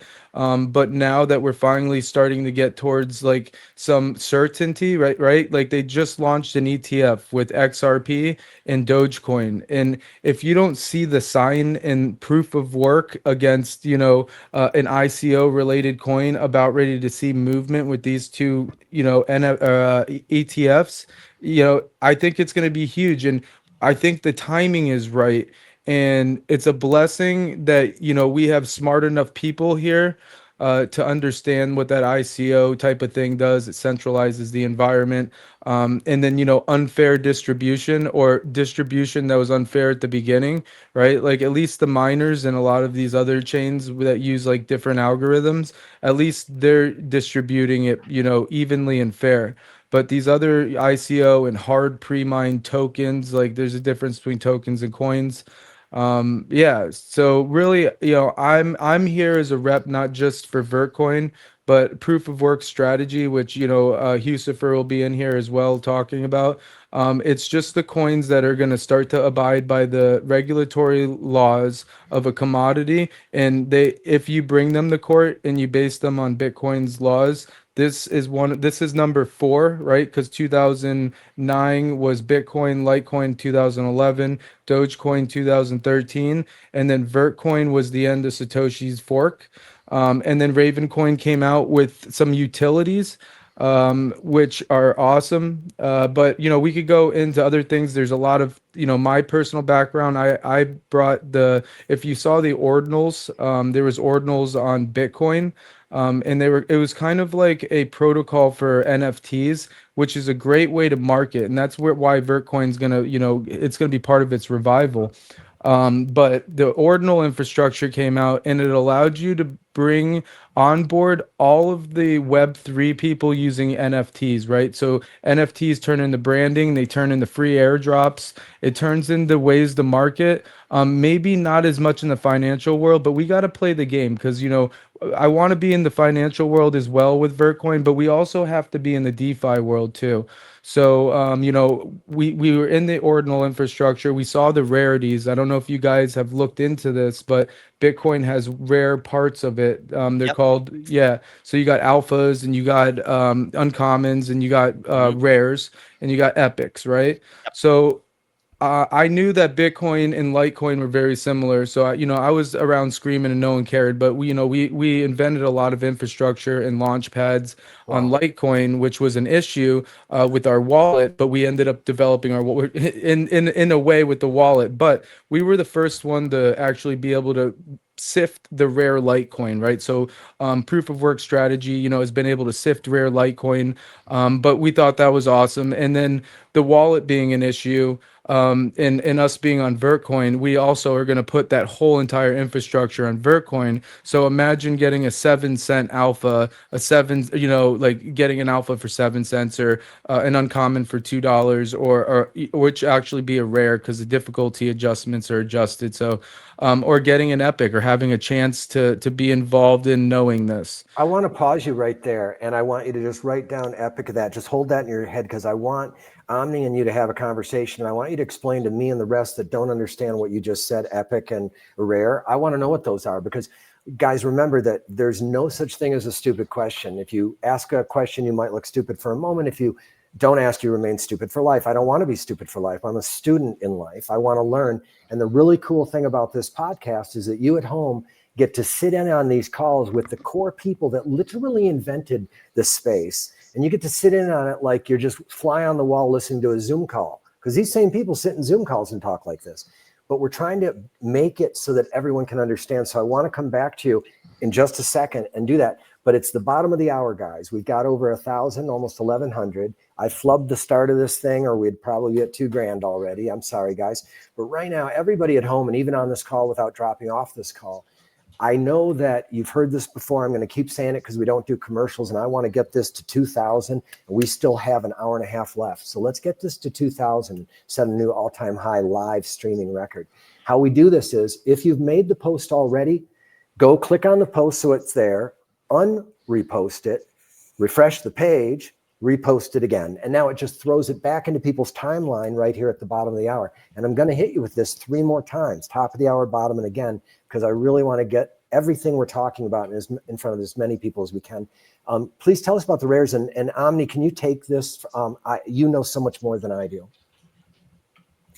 Are you there? I want to. There you go. I actually don't know too much about ordeals, because it's just something I never really looked into. It's not something I do in my network, honestly, but there might be a case for it in other networks where rarities and epic things have happened and they just haven't been labeled as such. So I'd like to hear a little bit more about how you guys do it. Yeah. So Yeah, also, shut up, bro. You're so smart. Like, that's the other thing, you people at home, like, I want you to repost this, because you're listening to a really, really, really fucking smart guy right now. So listen, okay? Please. So for instance, ordinals. So I also own a biotech company, and I work in gene therapy, right? And let's say, right, I have a sequence that the body can use, and it can cure something, for instance, and I don't want that data to ever be erased off the internet. So what an ordinal could do is actually put, let's just say, the cure for the C word onto the chain, and it could be indexed at any time, right? And never deleted. It'll be an artifact. So, Amazing. it does have real utility, but right now, what the utility that we see is the marketing utility, because people already get dopamine from NFTs, right? So let's just see what's up. And let's just, so now let's go into the rarities and what makes them special. So let's just say you got the first Satoshi out of 100 million Satoshis on Bitcoin, and you were to look at the Satoshi number. The number would have, more than 6 zeros. I want to say it's 9 zeros. So we automatically know that that's It's like having a Satoshi's. dollar bill that's 0.00001. Boom, exactly. And then putting data on it, and like, or having a collection on it, right? In order to have 10,000 on Bitcoin, can you imagine how much that would cost? Right? So you're looking at millions and millions of dollars in order to find, just to find 10 of them, it's over, $1 million. So then, we saw that, and it was like, dang, these things are $800 each, and it's only a penny of a Satoshi. well, let's look over on Litecoin. So, we did it, and $100 Litecoin, you're paying $100 each one, 1,200 for, an average uncommon, which, it has, if an NFT has value, like this is going to be where at least there's in chain intrinsic value, right? Big value. So it's fun. And it's, Interesting. yeah, and it's fun, right? So Yeah, yeah, yeah. then we knew Vertcoin was a fork of Litecoin, and then I looked into it really deep, and I'm like, oh man, why am I here like this? This is crazy. Why does no one else see this? But it's Wow. just the niche, right? Because I'm in this niche, and I'm like, all right, so Vertcoin, this is the difference. All right, so first of all, we get a 7 cent alpha, which a community will help blow up, and we could get they don't have uncommons, they have rarities, only rares, because there's the difficulty adjustments every block. If there was the amount of adjustment adoption Litecoin had, our consensus mechanism and the difficulty adjustments are more advanced. The thing is the adoption and minor adoption and price, but we could do this as a community, and especially if the DeFi market's not moving volume, which is actually really good right now. So in general is when we bring this infrastructure there, they're going to be able to get rares, right? And proof of work strategy wants to actually create a cell phone miner for fair launch, let's just say BRC20s, LTC20s, doing it on the phone off Mhm. of all the rules that I've talked about, but now they're contributing, but they're sharing on social media, proof of work, no money put in, but in the cool thing is this wallet that we're creating is when you put your Vertcoin in it, it's automatically going to tell you about the rares. They won't have to adopt crazy infrastructure. Same thing with Vertcoin, Litecoin, That's the way it should Dogecoin. be. Exactly. It's all, and then we're Yeah, going to launch fair tokens, and it'll be launched 100% fair. You see what I'm epic. saying? Like I want to bring, Absolutely the epic, whole brother. point is to bring, the fair launch commodity chance to the people all over again once it's defined. And I think Vertcoin being the people's chain, it's the underdog that my company has gone all in. Proof of work strategy, which is owned by the biotech company, complete plan is to do exactly what Michael Saylor did and wrap it on we're going to get a shell company, and then we're going to wrap it in a trust. We're going to put it in a bank trust. If we have to argue the commodity thing, we could go straight to a court case. And there's a lot of strategy being put into it now. It's not the same thing. There's a revival. There's a winning culture that's being built in. And I think you could see it on X. Before we got started to really revive the community, there's maybe one post every 3 days. Yep. And now since we don't have a treasury, the strategy has donated a lot of money, like outside funding, to help grassroots movements. So we have a Zeely Quest, and they post their awareness, and the community is actually growing to know exactly what a commodity is in the class. So it's more of a movement, and the whole, there's no founder, there's nothing, it's just us doing this. So yeah, and Rev, he's an OG that spoke, and Hannibal, he's a tech genius. So we got a crazy group of people that are doing this out of their heart. Like I'm a founder with experience plugging into this chain, right? And there's just a lot of opportunity, and it's so new. It's new again. It's like, holy crap. Like you could spend $100 and you could spend $100 and get more than 1,000 coins, Yeah. right? And it's valued at a 7 or 20 cent Bitcoin right now. And then, hopefully, because these laws become stone, right? Because, the whole financial system is actually private. So Yes. in order 100%. to protect the money, they're going to look at what's backing it, which is going to be Bitcoin, obviously. We could say strongly, it's most likely going to be a lot of Bitcoin and gold. So the money's going to get protected. You And could when do you, it with a lot of different assets, and this is what I think people don't really necessarily think about is, but in history though. yeah, in history, but in history, there's been more silver than gold, Yeah, and totally. that is true. So it actually makes better sense mathematically just to use currency as silver or base currency off of silver valuations. Right. So they gotta. That's why, I think Litecoin is the first one in line for that one. Yeah, And then potentially. Dogecoin. I'm not the. I think Dogecoin was literally a meme joke currency that slipped through because the guy didn't want to work too hard on the economics, and he just cloned the economics without too much, wanting to win, and he accidentally got through it. Right. So. Hey, man, Um, that's the way things work. Memes I make know. legends. Well, I remember that the joke of Doge was basically with the infinite supply to be a middle finger to the Federal Reserve, Right. being that back then you can create as much money as you want, well, so can we. Right. Yeah, Yeah, but that it's was a joke actually on it. better inflation. It's better inflation Right. than the US, because like the more you have, like let's just say after 100 years, like okay, the inflation was 100%, but Yep. now the inflation's only 1% or 10%, you see? So over time it makes sense, but it also leaves huge opportunity. Like, all right, so this is gonna sound crazy, but I've spoke to people at the highest like presidential level about Litecoin, right? And I actually did it this week. So if let's just say and it wasn't this country. Let's just say a country adopts Litecoin, and that infrastructure, let's say hydrodynamic energy, right? And they're That would be dope. using that infrastructure to mine Litecoin, right? But Yeah. as we know, Litecoin and Dogecoin are merged, right? Yeah. So that country that adopts Litecoin infrastructure gets Dogecoin at the same time, and because of the circulation the way it is, it gives that country a huge advantage in that particular coin. Yeah, So 100%. yeah, And you could apply that globally to different places where you have hydroelectric infrastructure starting to work with many mineable coins in yes. order to facilitate the power needed even to And then the run these countries would undergrounds and give whatnot. Yeah, grants. Like yeah, countries should give grants to give it to them 100% they for a should. 20% discount.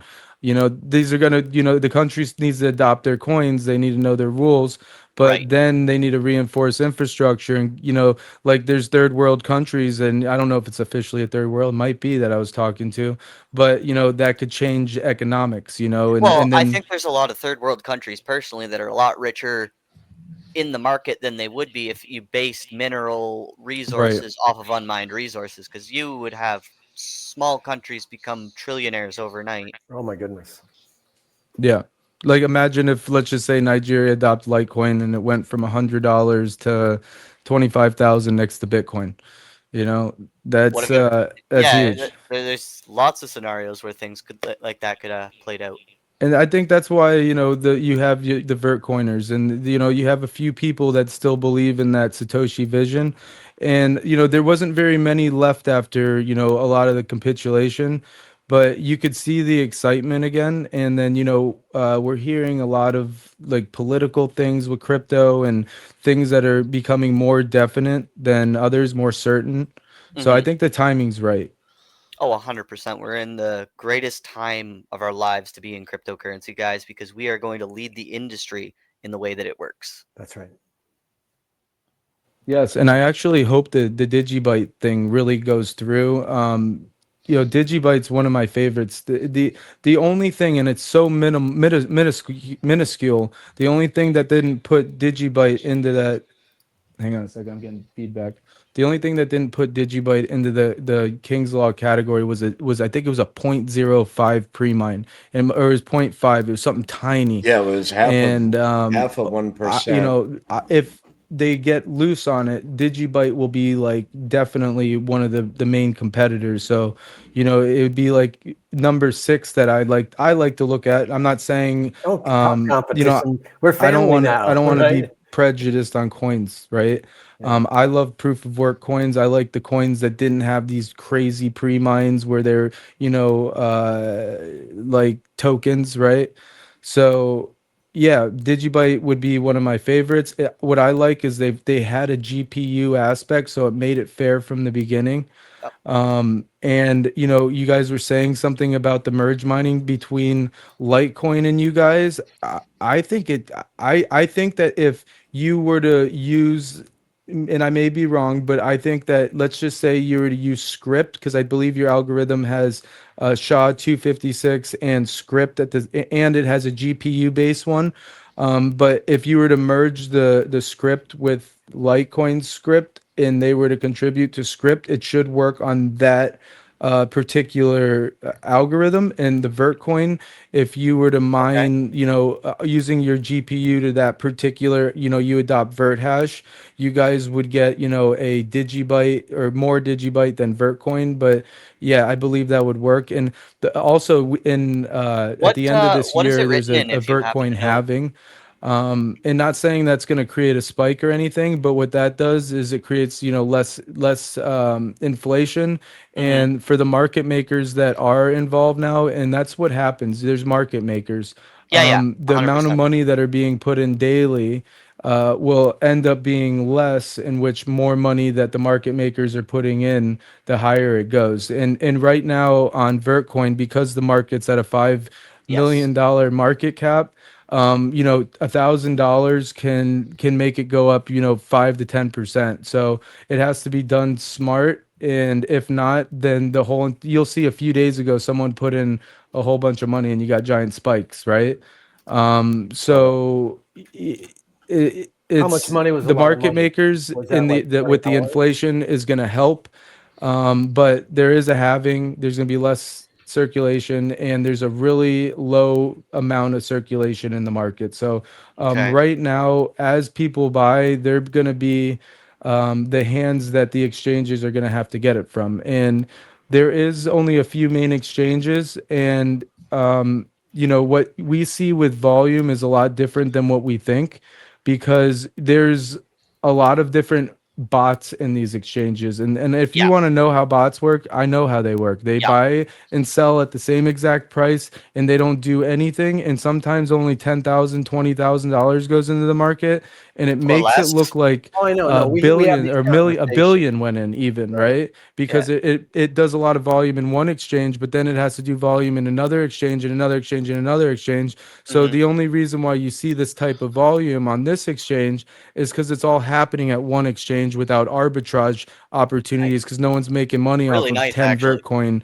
moving them side to side. So what you're seeing is real actual dollar value going in every day, compared to an unpredicted bot network. Like, trust me, every new exchange will I have 100% agree with you that on that. integrated. But it's just not mature yet. Yeah. Okay. Can you No, guys you're hear me? 100% correct Can you about guys hear that. me right now? I can. Okay, good. I can. Let Not me- everyone can. I don't know if you guys have any questions for me, or if you Rev hear or us? anyone Can wants to you- jump in. Can you actually hear us? But yeah. Can you hear us? Can you hear us? I don't think hear he you, can John. hear You're a us. little quieter now, but we hear you. Hello. No, I'm I saying can hear all everybody. the person speaking that just gave us this on Concert. Vert, can he hear us?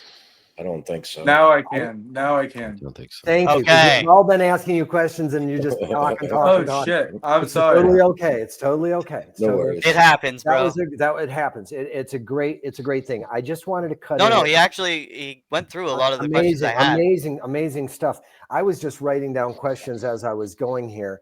And so I, for instance, I think this is great. And I'm just wondering, for instance, and again, this is the best thing about this, is that you guys have the novice on the phone here when it comes to the tech stuff behind this.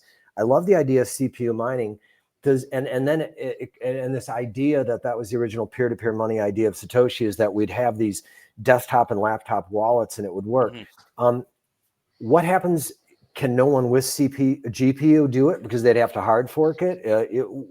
Tell us about how you protect it from just someone with a lot of computing power coming in and just mining all of it, or 51% attacking. Yeah.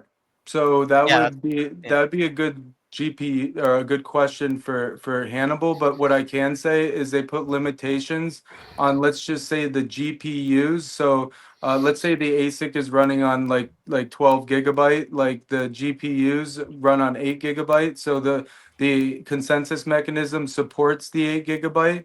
And then when you go towards 51% attacks, like when you have a network, well, first of all, it's a Ferrari, like you said, and when it's not running correctly, there's issues, but it doesn't mean there's anything wrong with it. So, what happened before was there was a lot of competition on the GPU network, and they had access to certain areas where they were able to pool a whole bunch of hash power. And there was an adjustment on it. And actually, do you I was mind? going to if ask, can you turn it over to Hannibal? Because Please. I would love Hannibal to just explain. Okay, and let me just I'm going to throw out some questions and then I'm going to be done with All right, questions. I'm muting myself. Okay, so here we go. So these are the novice questions of mine that I'm going to look stupid for a minute, but I'm cool with looking stupid. Is it CPU only? Can nobody use GPU and take it all? It's set to 51%. Could they merge mine with these others to keep them from being 51% attacked?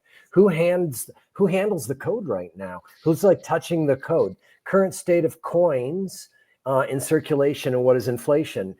Is it for spending, or are you guys talking about ordinals now and you want to build that kind of a NFT type thing on top of it? Tell me about those things. Sure. I think quickly. Can you guys hear me? By the way, this is Hannibal. Yes. Cool. Can you hear us? Yeah. Let me just tell a quick story, which I think is going to answer all your questions and why I think this is so awesome. Because at first, when Aslan came to me, Daniel, I was so far to crypto, you guys. I had been a head chair of the Hackers DAO. We've done a lot of investments. We did a coin that made like $26 million. I mean, like, it was amazing. We've had quite the run in crypto. But he comes to me and says, Vertcoin. And I'm like, what do you mean, Aslan? I'm like, it's old. I'm kind of aware of what it is. I haven't like gotten a whole lot of details into it. So, and he says it was 51% attacked, but here's the situation, it's fixed. I'm like, what do you mean? So I look into this and you just asked who's been doing it. Lovejoy is the man's name. James Lovejoy. This is wild. So he was one of the head commissioners over at the MIT blockchain club that they had. All right, so this is no just like anybody who just made this chain, you guys. This is MIT specialists. Wow. This gets wild. So Okay. the whole thing, this guy, man. yeah, this is fun. This guy here is a specialist in 51% attacks, how to fix them in an entire process of how this went down. All right, so anyway, not to say that I think this was their project to figure out how to basically block this, but what ended up happening is that multiple ways now have made it so this can never happen again. But let me just tell the story. So somebody, and I've had this discussion with Aslan a couple times, I think this was done maybe by them or maybe even their people, whatever. I'm not making conspiracies, but just to test out how this works, they use like nice hash, which all of us have used for mining, to get a ton of GPUs to try to take over the entire hash rate, right? First of all, we all know you can't do that anymore. It's done in the terms and conditions on nice hash and all the other places you can rent GPUs and stuff like that. So that's not going to happen again. Now, so in consideration, as soon as that happened, what they did was respond by creating a whole new algorithm, their own. These are MIT guys, so this is pretty cool. That makes it so that it is resistant to ASIC, as well as it's not happening again as far as that. They have a bunch of different ways the algorithm works where you can't stack all that kind of GPU power. So all of that's fixed. The algorithm is completely solid now. And like Aslan's been trying to say, it literally is a Lamborghini Ferrari ready to be brought back up and be ramped up. So what it basically needs is just gas, kind of like Dan's been saying, in a community, somebody who kind of puts the hash rate into it and get it pumping. That this thing is really solid. Yeah, and we're really excited to be involved in it. Like you said, there's a foundation right now that's building out ordinals and all kinds of stuff, you guys. Can it scale? Absolutely. So in other words, this is what I'm trying to explain. If it's Absolutely. done off of laptops and desktops, then unlike Dash or others that have master nodes and really, what are Evo nodes? I mean, there's just like this, and they just focus on payments, and this just focuses to make sure they're never going to fail. Are you guys going to be like on laptops and desktops where you literally need 100% of your people, if possible, to be a node and plug in so this thing works? So at some point, we all know how hash rates work with investments and stuff, that there will be bigger miners to jump on. So as of right now, it's a volunteer effort, of course. But let me just explain something quickly, if you won't mind. You can do this in the background of playing gaming PCs. So one of the situations is the younger generations don't understand that you can make money via Bitcoin and things like this because they won't get into doing ASICs. What this literally can do with the one-click miners run in the back of their Fortnite and make them Vertcoin while they're sitting there having fun. Just to keep it in perspective here. That's awesome. I love that. Okay, sorry. I'm sorry. Maybe this is the part for me to step in because I've been mining Vertcoin with the one-click miner since it forked to the VertHash algorithm.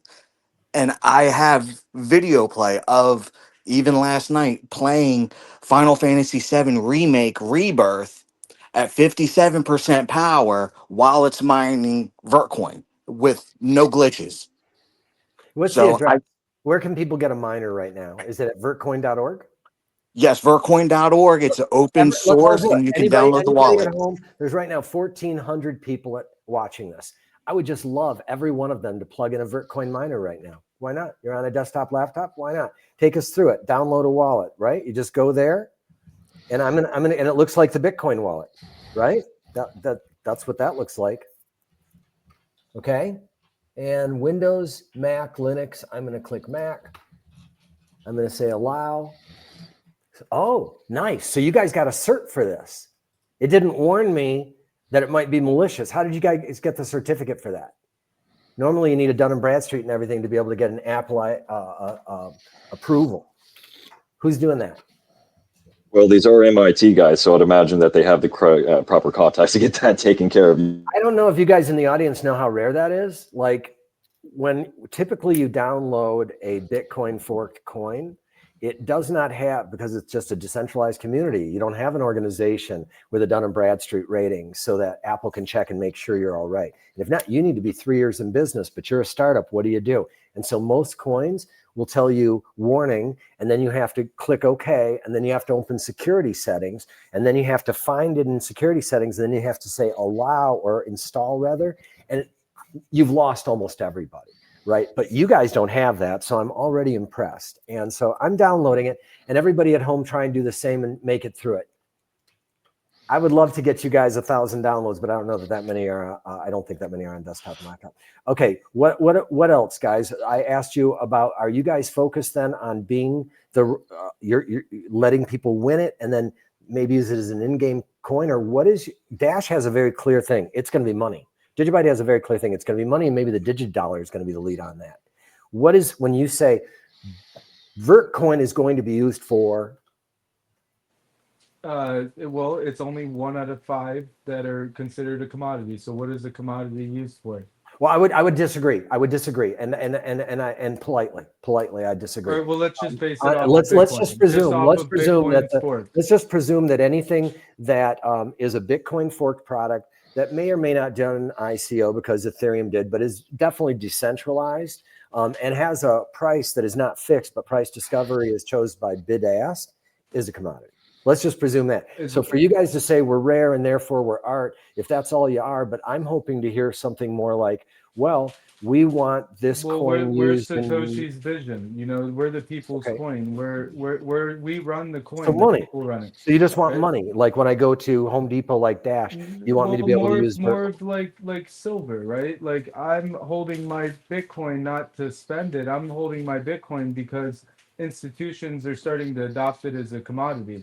So I keep buying more of it. I'm not going to sell it. I'm going to get loans off of it, right? Like I'm going to get tons of loans. I was going to say you'd like the DigiDollar idea because you just stake it. I did like it. I do like it. I do like it. Okay, so you guys are essentially just like all these other commodities that we're talking about, but the specialty of yours is that people can still do it with a CPU and built by these MIT geniuses.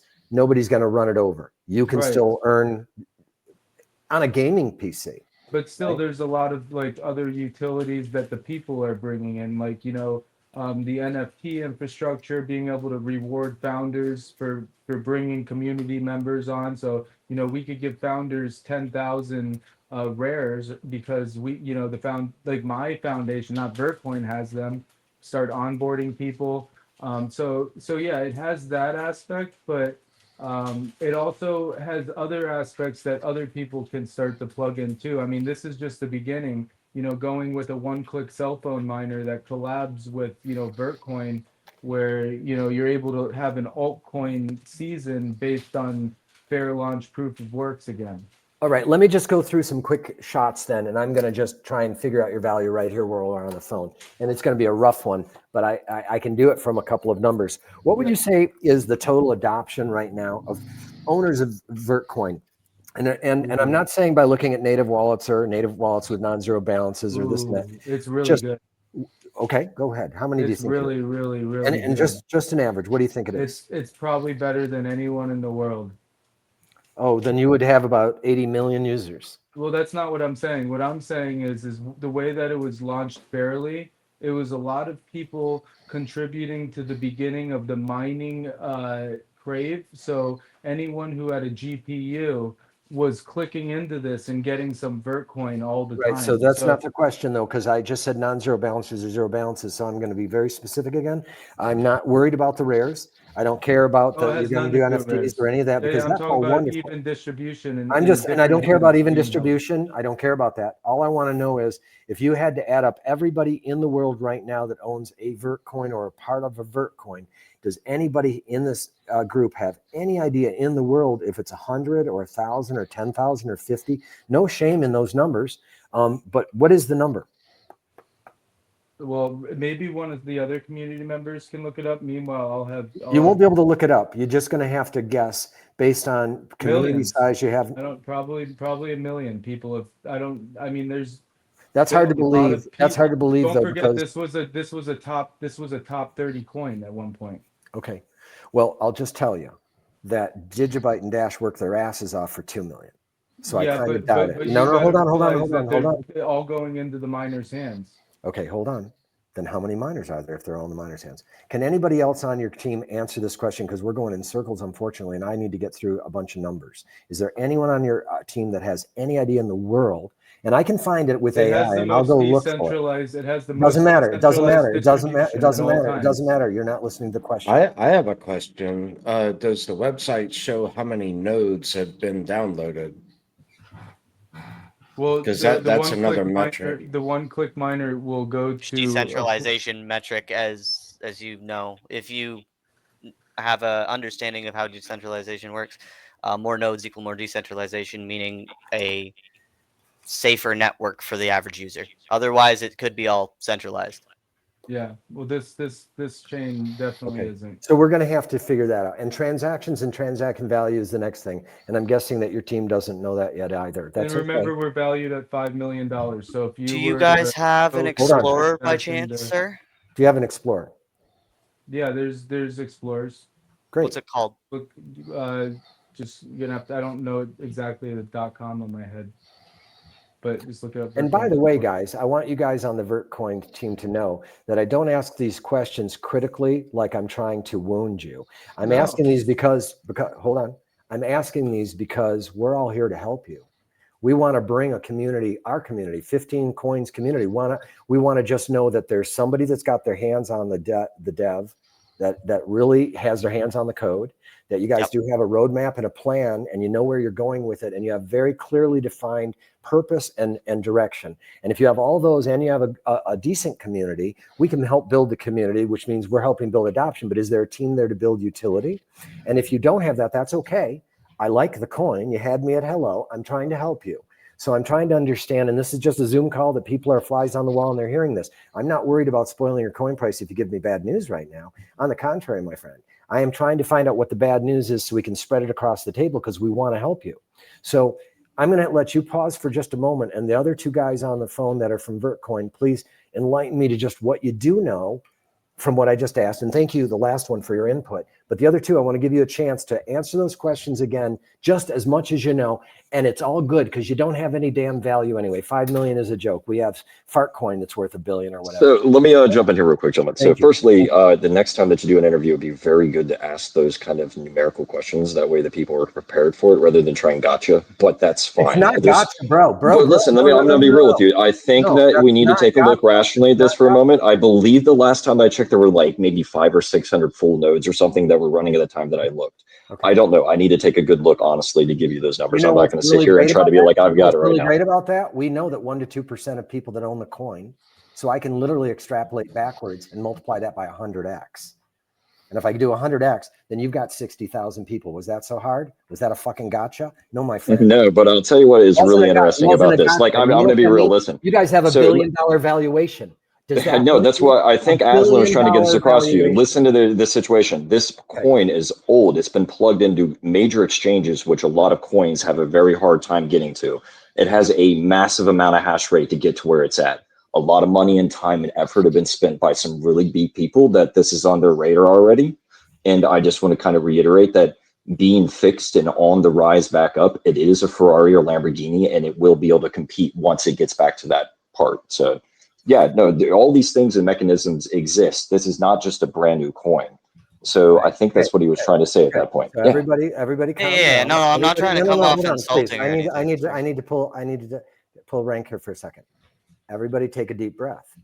One thing that you're going to find about me, which is why most of my family members don't talk to me or hang out with me, is that I say what's on my mind. What I told you was not a gotcha question, and I tried to preface it with all that I could, that I was here to help and that I believe in you. I love your coin, and when you told me what it does and how it can stay safe, and that it was created by MIT, and I saw that it didn't require a cert, which means you guys had the ability to get that, then I just wanted to know how many users. You guys gave me the answer. You didn't even know you had the answer. You had the answer. If you have 50 to 60,000, just like Bell's coin, your current value right now, without any transactions whatsoever, is right around $1 billion. Now, do I think you have the same upside as quickly as Bell's coin? No, because they have Dogecoin as a little brother who's going to pump them, I think. But other than that, do you have upside to $1 trillion? Yeah, if you guys build utility and adoption, which is why the second question was, who's got their hands on the code to build utility and fix things if they break? I am not here to get you. I'm here to help you. Be clear about All right, excellent. No, listen, your best friend. James Lovejoy, my friend, is the one who has all the hands on what needs to be done. And these guys are He's very still quick. talking. If you notice that there's an old chain that even was able to adapt very quickly. Let's say something happened today. These guys would jump right back on and take care of it. That's how it would work. I love it. And Yar, by the way, over at Bell's Coin is one of the 1%ers, 0.1 percenters. Like he's touching Bell's. And he's working with Luke, who touches the merge mining and that for Litecoin and Doge and that. So we've got some really smart people around to help, is all I'm saying. Really. And we're all in this together. I apologize if I come across blunt or angry. And sometimes when I'm thinking really hard, my face scrunches up. My dad actually slapped me when I was a kid, when I was like 14, because I was thinking really hard about what he was saying in the landing of the stairwell. But he thought I was growling at him or something. And for the first time and only time in his life, he slapped me open hand across the face. And we both cried over it. I have a problem with looking really angry when I think really hard. So I apologize for that.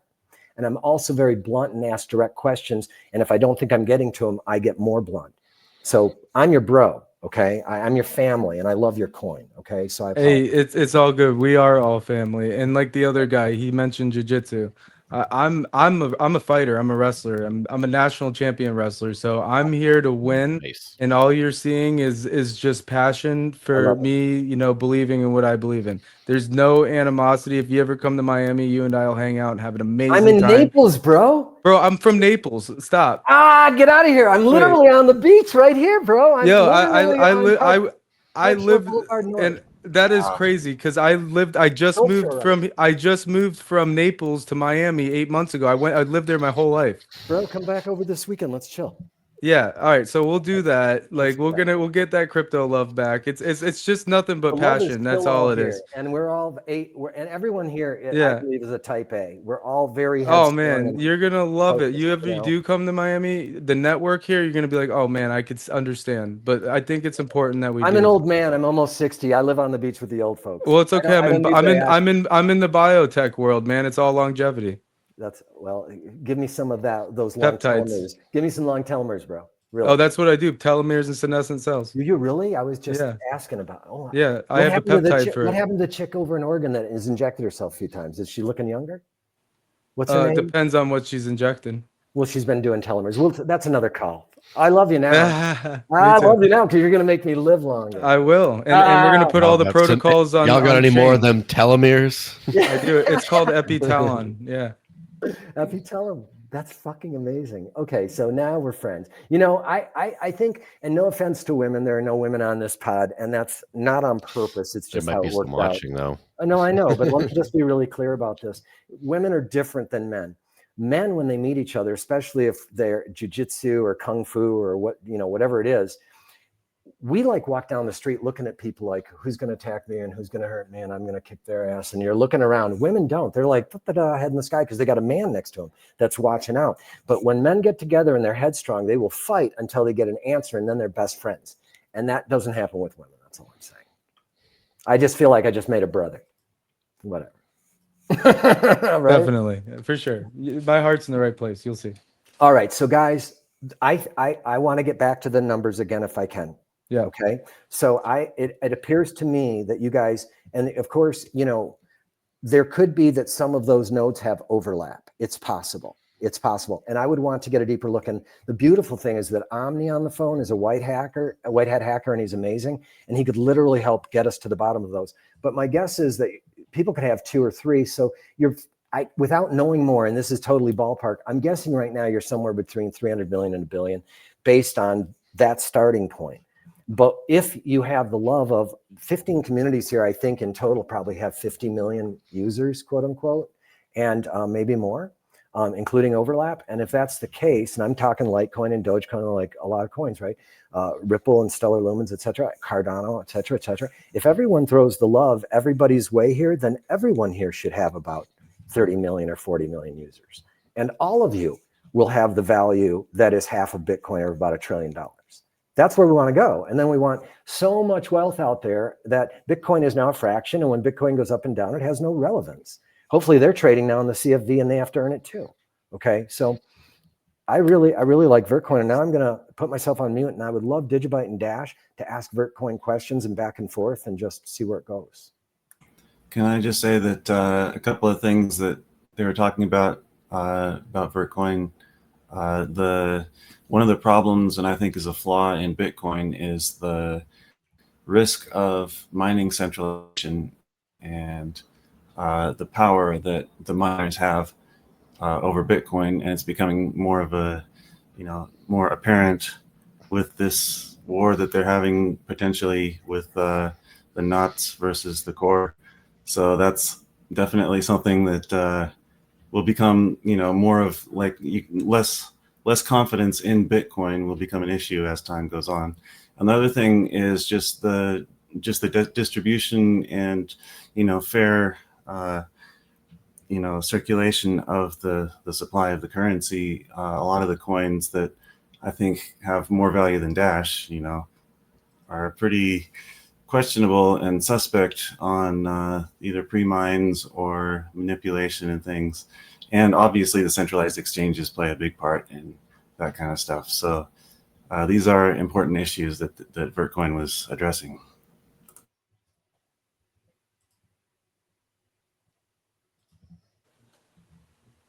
Yep, thank you. I agree. I think that's going to give us kind of another advantage in the future. Can I ask a technical support question? Because we told everybody to download the Vertcoin one-click miner here, so I did that, and I got this, and I'm not really sure what to do. I don't have an antivirus software.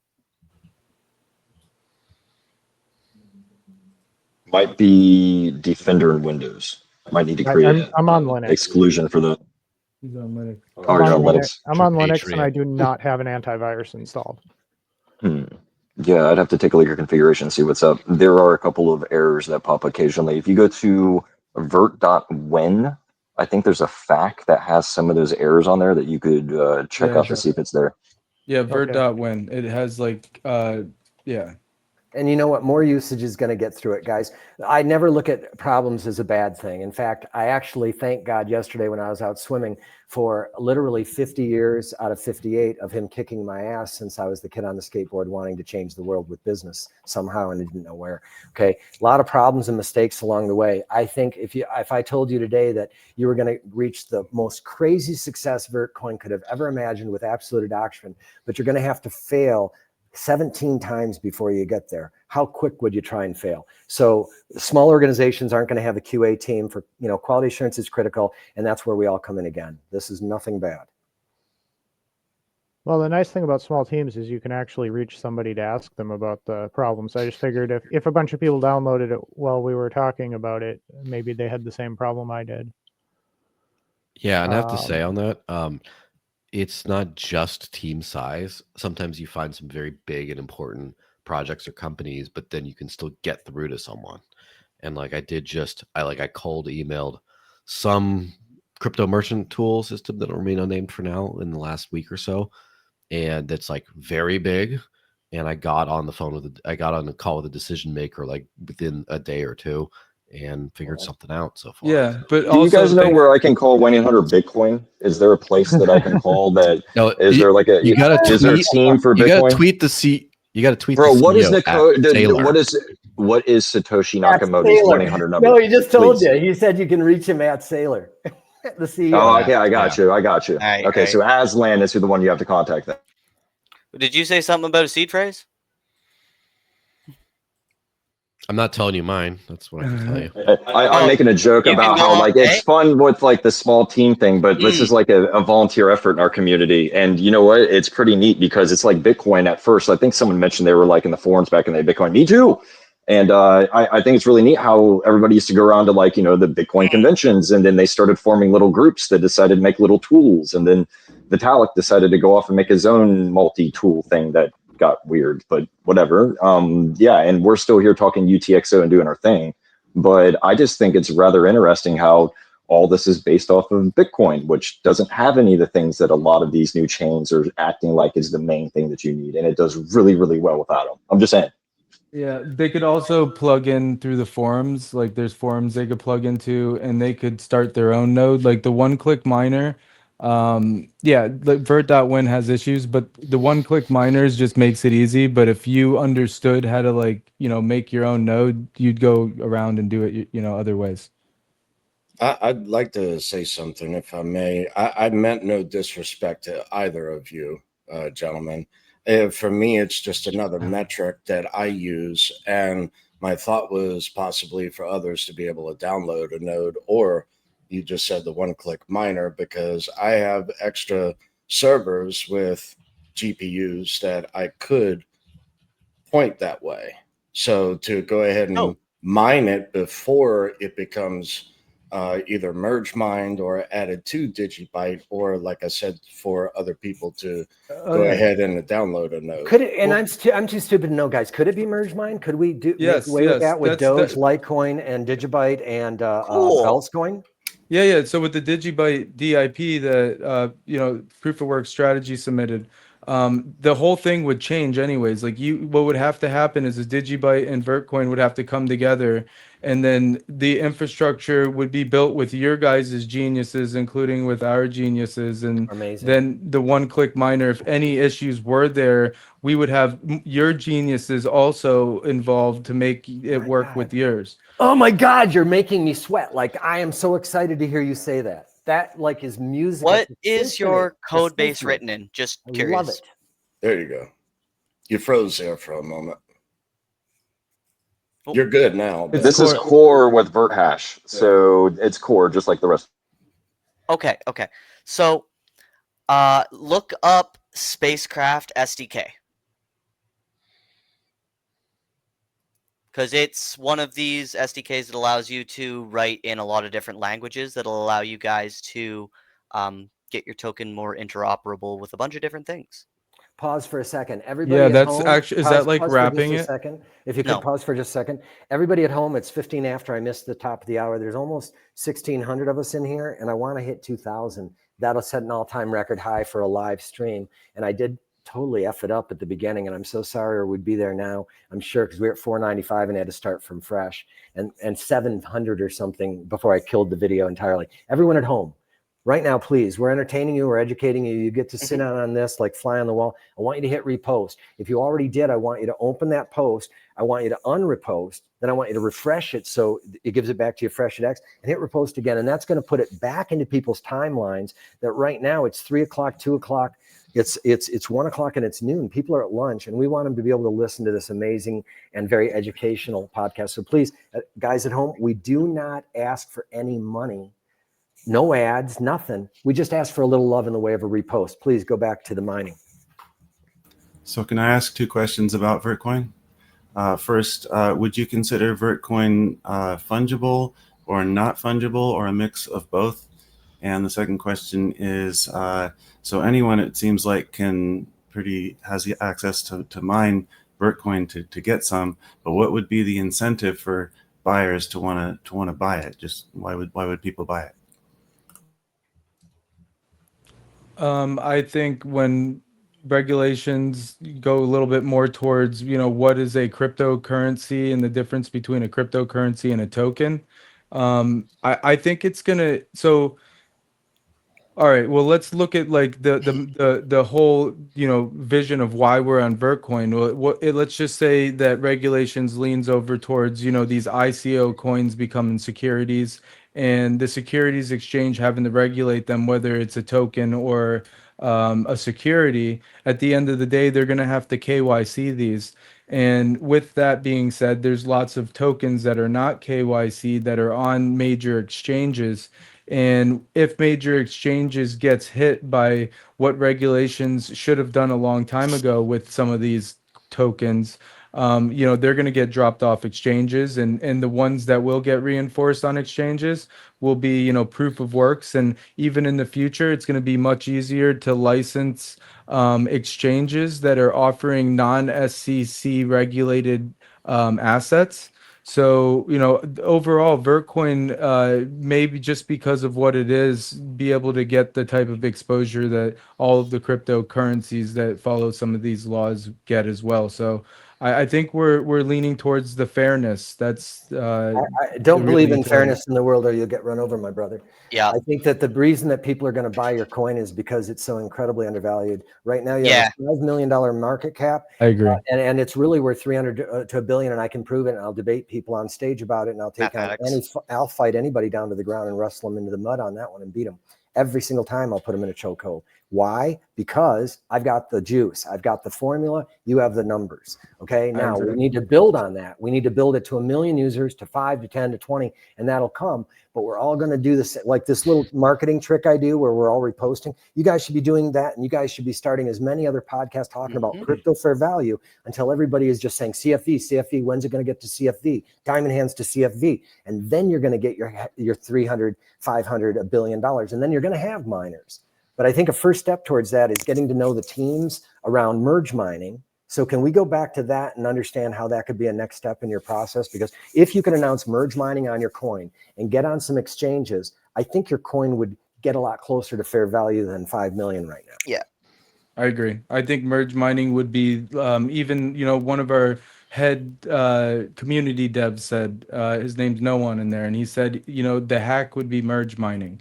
So, you know, you get merge mining, boom, we're ready. You know, our hash rate goes up. Everyone's getting reinforced. Digi's happy. You know, it's kind of like the bridge with Litecoin and Dogecoin. These, you know, Digibyte is a peer-to-peer superstar, right? And it does have the Digi dollar, and it's awesome. And Vertcoin is just going to be another thing that stores value, and hopefully because like what you said, it's undervalued. When they do start valuing you know, the class that I believe in a certain way, I think it'll happen. Exactly. So yeah, exactly. So let them be greedy until it gets there, and then let's let them be able to spend it, is my thinking. I agree. Okay, so so Litecoin and Bells and Dogecoin are going to be on with us every Wednesday. And right now on that Wednesday, we've got Luke, who's done the merge mining with Litecoin, Dogecoin, and Bells, and also restarted Bells with Adam McBride, who will be there, and as well as with Yar, who's the super programmer, who will be there. We're going to bring up Vertcoin on that call, and I'm going to make sure that you've got some kind of a contact that you can start talking to make that happen. And that'd be amazing. I'm hoping Digibyte can do that too, but that's up to Jared. He's the man. I don't question him. Yeah. Oh, he's smart. So, you know, I think that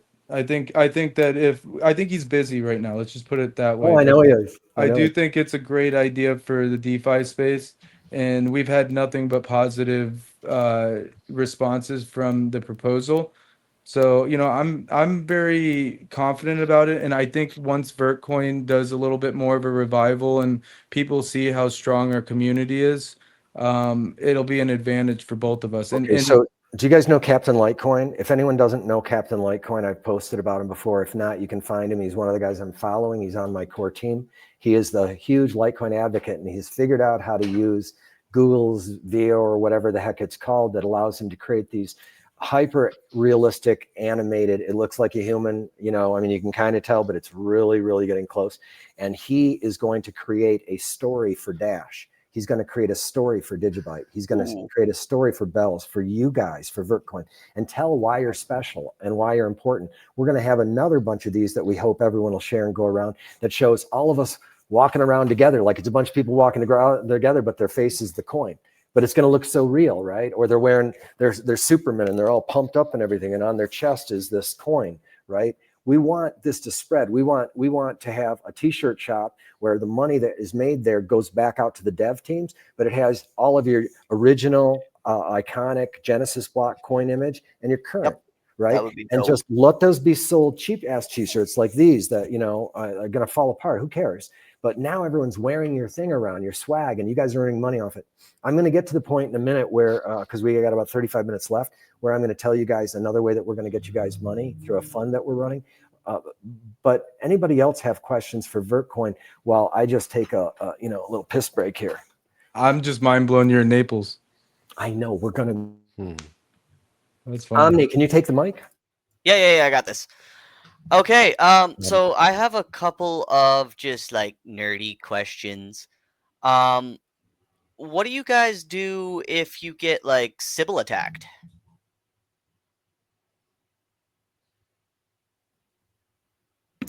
What is that? Can you define that? I don't follow that term.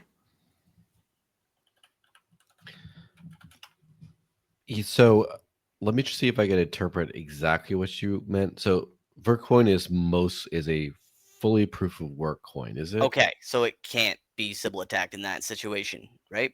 No, Yeah. there's only partially signed transactions, just like Bitcoin, Okay. Litecoin. Yep. Okay. That's interesting, and it makes it that's cool. I just enjoy exploits. So like, there was a mention of a 51 that happened earlier. Could anyone give me a little more details on how that happened to get pulled off or anything on that? Because I'm just a huge exploit nerd. Yes, go look into it. It's pretty fun, actually. And I was trying to explain that the guys at MIT are specialists in this. So this is almost like it was like their perfect play field to be able to get into it. But essentially, somebody got enough hash rate off of renting GPU miners. So let's just say that you and I want to do this. This is back in the day how you do it. And we rent a shit ton of these things. And we just take over the entire thing. We write out a longer chain. And then we basically force everybody to print that as the chain. And that's how this works, literally that much. And it became a problem enough. I believe there were 600 blocks that were written that were wrong, and I think it was like $100,000 that was lost completely. Ended up being a reorganization and like one fork off of that, but it really wasn't that big of a deal. What it did is it made them kind of like go back and make this hash, like vert hash that they made. And apparently, from what I understand, that this thing is like built out perfectly for the GPU situation, and it makes it so the ASIC stuff is never going to be an issue. So, like I said, they are absolute specialists in what they do. And it was a really cool, unique situation that they got to test their tech and upgrade it from beta, if you will, to what it is now. And also the block difficulty adjustment. It's there's a difficulty adjustment in every block compared to Litecoin. I believe it's like a quarter to 2 weeks. So it's every single time a new block is generated, it is a more difficult hash essentially in order to crack it. That's interesting. Yeah, they've upgraded it. There hasn't been any issues ever since, and it's been a long time with low hash. You see what I'm saying? Yeah, I've been looking at your guys' charts and weird chart, but yeah. It is a weird chart. It shows the potential in it though a lot. Yes, it does, and it shows a little bit more than that. It's a cool chart to look at. It's actually a beautiful chart. We like those charts. Yeah. Yeah, I mean, I think the due diligence, like that's where the trophy's at. Is if you're kind of standing on this chain, you definitely did your due diligence, right? You may not be right, or you may be too early, or whatever, but you definitely did your homework to be standing here on a chain screaming where no one else is screaming at the beginning. After 10 years. Yeah, definitely. No, longevity is huge in this industry because there's so many that just come and go. It's a little bit ridiculous, especially on other networks and whatnot. And I really like what you guys are doing. Do you have any like gamification things that you could do with your coins? Anything that you guys could think of that could potentially make it easier for the general public or a younger group to adopt? Yeah. So, we're working on some of that software where you would buy it and you could see if you get a rare. That's not the point, but within that, no. Yeah, within that, we're trying to set it up where there's like incentives for contributing with your cell phone. Oh, dope. Yeah, I yeah. love cell phone technology, stuff like that. So if you could get in cell phone incentives, then there's definitely going to be adoption. And even if those cell phone incentives Do you are have a more, mobile wallet? Tell me more about that. Like, are you Yeah. talking about like it's a minor, or it's just there's a wallet and you're getting a reward somehow? Tell me about that. Yeah, that's what I'm I don't curious about. understand why everyone can't download a node on a mobile, because I'm stupid. It has a lot to do with hash power and the size of your phone, but I mean, I'll take that real quick if you guys don't mind. All right, so this is Yeah, something go ahead. that I had to recently into. So I'm intimately connected with the teams that are doing all the stuff that's inside. So I know enough to be dangerous and sit and ask questions like you guys. And I'm over there going, "Hey, so how's the miner work in the phone, bro?" You know what I mean? Because I'm wanting to know all of this. And the Yeah, guy's like, exactly, "All me right, so too. check this out."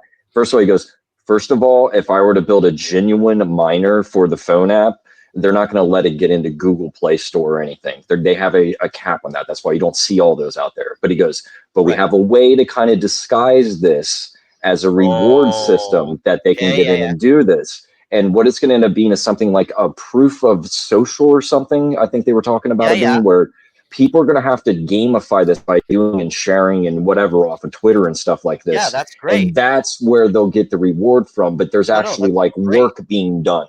It's pretty cool. That's great, dude. I'm looking forward to something like that because I think gamified economics are about to take off in a huge sort of way where if you're able to earn for your social interactions, there's going to be a lot more value behind it. Right, and that's why the beauty of crypto, right? Because it produces a reward from the being able to book that block. The bad thing is when it's just somehow going to be invisible magic money that's going to feed everyone in Africa or something. No, it's not. Like there's more to it, right? Like, so I really love your coin. I really do. Yeah, I want to get to how we're going to fund in that, but I'm not going to stop anybody on the Digibyte or Dash team from participating and asking questions of Vertcoin because I mean, you guys are so smart. That's why you're here. So, do you guys have any questions you'd like to ask of Vert? Because I'd love you guys to chime in. Again, the fungibility, is it something that you would buy thinking that or you would mine thinking that my coins are now fungible, I have the same value as you have, or are certain ones like collectors coins values, or is there a mix? How does one compare to another?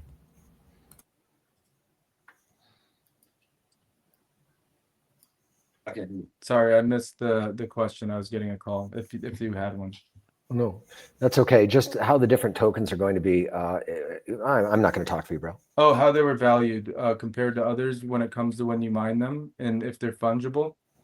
So Right. yeah, there is CoinX is fungible. So there's some small exchanges that don't have mature APIs, and this is why you don't see lots of volume because you're not able to put market makers in some of these. Right. So if you were to go into the main exchange CoinX, that one has a market maker in it, just like every other crypto. How strong is it? It's probably, like as you can see, $10,000 a day can go through it without it, crashing the chart. But that's real volume. So the chain's only bringing in $500 a day right now. Just keep that in mind. Think about that. That's nothing, right? So when the halving happens, that's only $250 a day. So the floor is 10,000. It's like 10 to 40,000 on a good day liquid. So anyone who's mining and getting 6 Vertcoin or something or whatever, yeah, it's pretty liquid. I mean, I would say it's liquid from 6 to 7 cents. Interesting. Yeah. Those are interesting numbers. Yeah, Can I ask ultimately. you- Oh, go ahead. Sorry. Can I ask you about the security solution to the 51% attack? So is the every block hash rate adjustment, is that what prevents the attack? No, they actually have an algorithm that they made that makes it so that it can't even be stacked like that the same way. It's broken up now. So the other situation is, from what I understand, is that you can't even do it the same way anyway. So there's multiple things that have made it so it can't happen again. Yeah, you can't rent hash power. Exactly what Aslan What's said. the That's chance exactly of what getting? What's the chance of getting this gentleman on the phone with us from MIT? Yeah, I'd love to learn more about that. That'd be Pick his brain. insane. Amazing. Doug, the thing about it is that all of that stuff you can go read about in detail if you want to. I don't know that they're out doing a lot of promotions anymore. no, That's the thing I'm about not it. asking. They have I'm a ton asking of as a different scientist. projects that they've worked on since then as well. No, I just, as a scientist, I would love him to stop by and but just ask questions. Let us yeah, ask questions. he's not the easiest person to reach. Like we have, just like Bitcoin has, we have people that are constantly doing the adjustments. Like if let's say that was an issue, they would go to the site and they would fix it.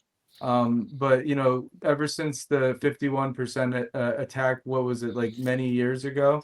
There's been no need to have to do any upgrades on the chain like this because it's not a project. It's already done. Now it's just to keep up with the Bitcoin upgrades. Can Dash that asked the question weigh in on what he just said? Well, I was just hoping to understand what the mechanism was that was being used to mitigate the 51% attack. Well, Like but I if- right. understand the change in the policy of the mining rental site, but that's not part of the network. That's just a third party that's preventing their service from being used. Yeah, the whole consensus mechanism changed from it was a different hash name to vert hash. I can't, you know, I'm not a super tech guy. I'm a jock that got into crypto and just Okay. you know. Okay. Yeah, and I'm not a data or statistics 101 guy. I did get certificates in that, but this is something in the algorithm that they changed, you guys, that makes it so they can actually detect. And it's like you're saying, probably some kind of a adjustment in the way the blocks work and things like this. Yes, and like I said, you can go look that up if you really want to know that stuff. That is some cool things to learn from MIT, I'm sure. I am a sucker for that kind of stuff. I love it. All right. That's an interesting thing. I'm not gonna lie. Guys, you know, I wanted to throw out here too that as we're sitting here and talking together, and I'm sure that when people first hear that they're going to come out of their silo into the sunshine and just work in the open with other people, I'm sure it's a little bit of shock, like you got pale skin and you're in a basement and sun hits you in the face for the first time. But I promise the vitamin D is good for I you. feel attacked. I hope you don't really. Listen, I'm in the northeast. Okay. Okay. And I'm down here tanning. No. But what I'm saying here is that if we got no more people into crypto, but the 500 million gamblers, if we could convert them into real crypto users, which again is to me the low hanging fruit that we're going after, not going to go after. That's what we're going after, guys. I'll tell you about the fund and how we're going to go after boomers and the guys with the money too, but that's different. They won't actually touch the crypto. The 500 million, I was just doing a little math. If the 15 coins we love each got just an equal 1/15 of the 500 million, you'd each have 33.3 million approximately users, real users in commerce users, the ultimate Joel dream, right? They're really using it. And each one of you would have a valuation of around $1 trillion. 15 trillion right there. So we don't have to be like, no, it's a war and I'm going to sling arrows at you and say your coin isn't as good as my coin and we're all going to fail together. Or we can all just come together and win. We've got the numbers still for a little while, but it's like, go ahead. With the amount of people that just game and whatnot, your GPUs, if you up the amount that certain GPUs are allowed to run, would allow more modern gamers, or even lower it to a spec where even phones can run it. You could have mobile gamers and whatnot start to mine your coin, and it would increase the amount of people that would start to use your token. And if you had a wallet that was interoperable with a bunch of other chains, it would allow you guys to then be able to, touch other networks much quicker and easier. I'm imagining this gamer who is playing Fortnite or whatever, and they've plugged in this Vert miner, and they're just sitting here playing the game, and it gives them a little notice that they have $10 worth because Vert keeps going up, and then they look at it at the end of the game and it's worth 12, and they're really excited, and they look a month later and it's worth 50, and they're just having fun, and then they trade out of it and go get another game. Well, this is kind of you guys are bringing up a fun utility. That's what's cool about a room like this is. Like, imagine if there was a game that was sponsored, and you know how all these other games, there's no liquidity for these other games, but by them playing this game, the game's able to pool everyone who's using the Vertcoin miner playing the game and then give rewards. So, that would be a utility that could plug into the gaming network, which it should since we're GPU based. I mean, my God, you're right. Omni, this is or me, skins for their marketplaces, because like if you think about it, skins and skin marketplaces are some of the hottest growing things globally, and I mean that quite literally. Every Right. single game's got a different skin for it, right? If there was a way that players could earn in-game currency to be able to trade it for skins across various different things, That is that badass. is the potential what could happen. That is sick. And you already got the market because they're the ones mining. And Yeah. Digibyte can do it with us if they're ready to A lot roll. of tokens can do it with you. Is the thing. This is how small of a unit that we have to mine. It's an AMD That's unit, amazing. and we're mining Vertcoin on it. I mean, it's not a lot, but we're contributing. Could Dash yeah, you also guys be are all earned here? proof- Dash, don't keep Dash out of the call. Is Dash also earnable on this game? I mean, you guys have also. Well, I think Why the earning not? comes Like from Why in not? reality, but- Right, you could do have have proof it. of You could work have it also. set. You could have it set as a setting in reality. But where's that the you can liquidity select- coming? Because Again, if it's you the merge, exchange. No, it's the exchange. We'll keep the 'cause price going I up, was and saying people will that go if sell you, it. but if you merge mined it with Digibyte, because they're using the gaming hash power, it's creating liquidity without having to buy anything. Oh my god, that's brilliant. So that's if you do it that way now, even Well, though there's energy not a becomes lot, the liquidity then. More right? so, There's like, so the price of exactly. energy becomes So the there's liquidity not a then. Yeah. there's not a lot of people maybe earning, but the game overall gives the top 10 winners like big amounts. But It depends on the game, because if you think about it like this, like in a round of Call of Duty, right? In a round of, say, Search and Destroy, there's only going to be one top player, and that's the guy who's on the winning team that gets the ace normally. And that's the way I attribute it, is when you start to break it down into different types of games, the rewards almost have to fit the type of game. Where, like, Call of Duty should be having tournament styles where these are given out to people, and like I agree. PUBG and all these other games should be doing this already, and they're just behind the ball by a quarter mile, boys. So who represents and goes and talks to them and gets that deal? from It's hard. Vertcoin, No. I mean, like, you got to have someone. So you need a Rolodex. You need money for a Rolodex. But like, if there was So you need a guy you need Hideo Kojima. You need all these guys, like by first name in a Rolodex or on a Discord that you can able to contact and say, hey, you guys this are is working what's on in this it new for game. you. Yeah. Let me tell you what's in it for you. Yeah. Yeah, how's I this mean, gonna really, improve your game. Right. it wouldn't hurt them at User all to experience. just contribute a little bit of the hash power that they're already using in their game to get free rewards. And I mean, these guys, like, especially with online games that run on servers and stuff, guys, oh, you could do it with the amount gambling of games hashing all day. power that are in servers is Insane. ridiculous. Insane. They're getting the fastest, most powerful gaming computers they can, and they're not using all the power. No, they aren't even using gaming computers. They're using workstations. Workstations, really. Workstation GPUs. Oh yeah, because you know what? I'm sorry, guys. If I may say something just slightly, I do believe that the Vertcoin community on Discord still does have a Minecraft server that you can use the Vertcoin that you earn just in your everyday life on items in game. So instead of buying the items with US dollars, you can use the Vertcoin you earn to buy items in the shop. That's a good application just right there. And I'm not gonna lie, if more games did that and you were able to get a way to do that for more games, it would just expand the knowledge of people learning about crypto. And that's what we're here So to do at the end of huge, the day. so huge, Omni. Hey guys, we are a quarter to the hour and we haven't hit 2,000 because I fucked everything up on the start and lost 500 viewers in the first 5 minutes. But we got it going after 10. 18:15 we got right now live. Thank you guys out there.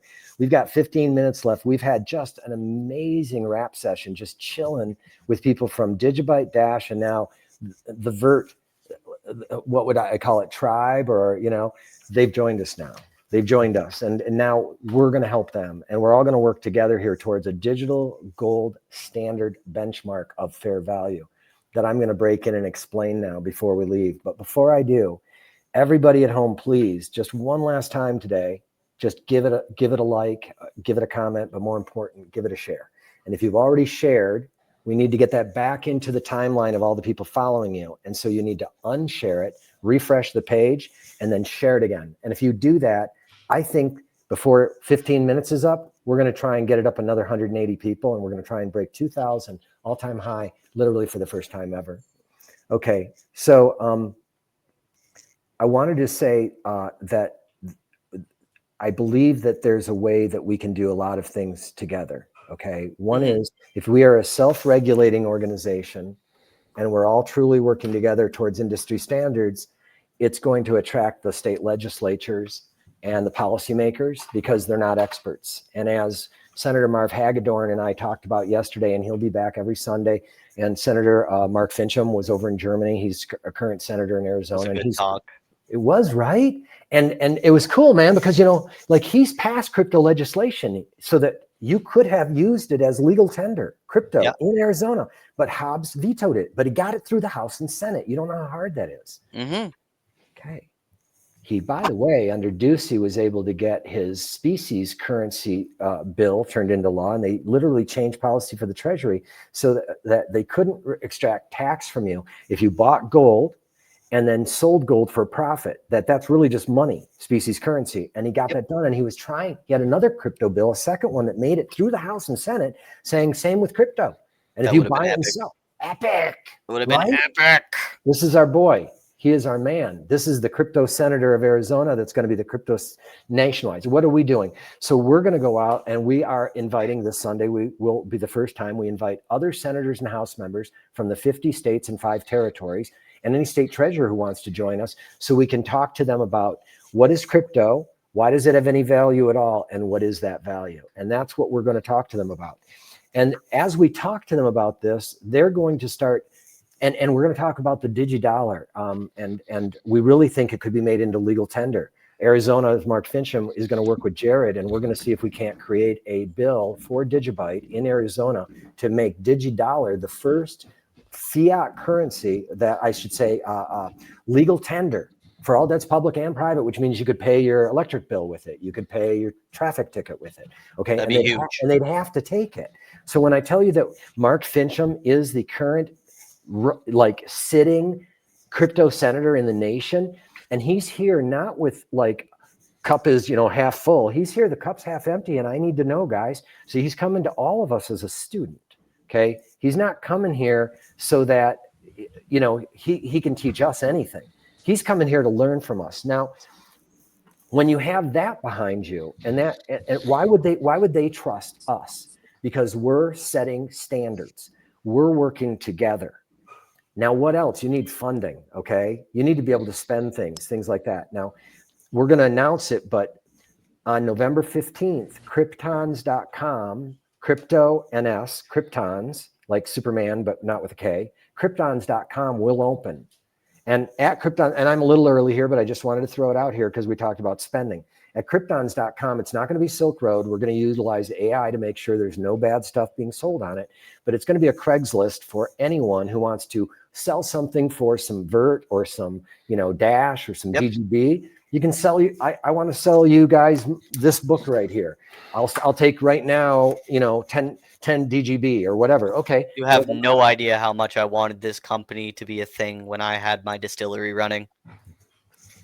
And it's private, the way commerce is supposed to be. We're just not going to, nothing illegal, guys. Now, imagine also, you can go to this marketplace, obviously. How do you know you're going to get the skateboard, the guitar, whatever? And so all we're creating, and it's legal, and I know the laws around this because, again, I had one of my 48 attorneys on my way through this journey wrote most of the Jobs Act. Specifically, she wrote the area on digital transfer of assets between individuals using P2P technology, where there's not a success fee or a trading fee.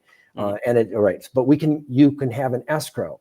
And so we're going to have an escrow that prevents spam. It'll be like 50 cents on each side for $1 for round trip. $1 million product doesn't matter. Escrow.com charges a percentage. eBay, they charge a percentage. These things. No. It'll just be because we're doing nothing but making sure money came here. You got the bike. Okay, cool.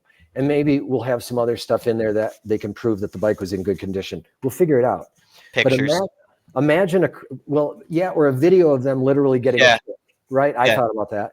But now think if we have a Craigslist like that, and then think if we also have a storefront like Amazon, so that anybody that already has a current existing storefront can very easily sell all of their stuff and upload it right here for crypto. And they can say what specific cryptos they want, or they can say all 15.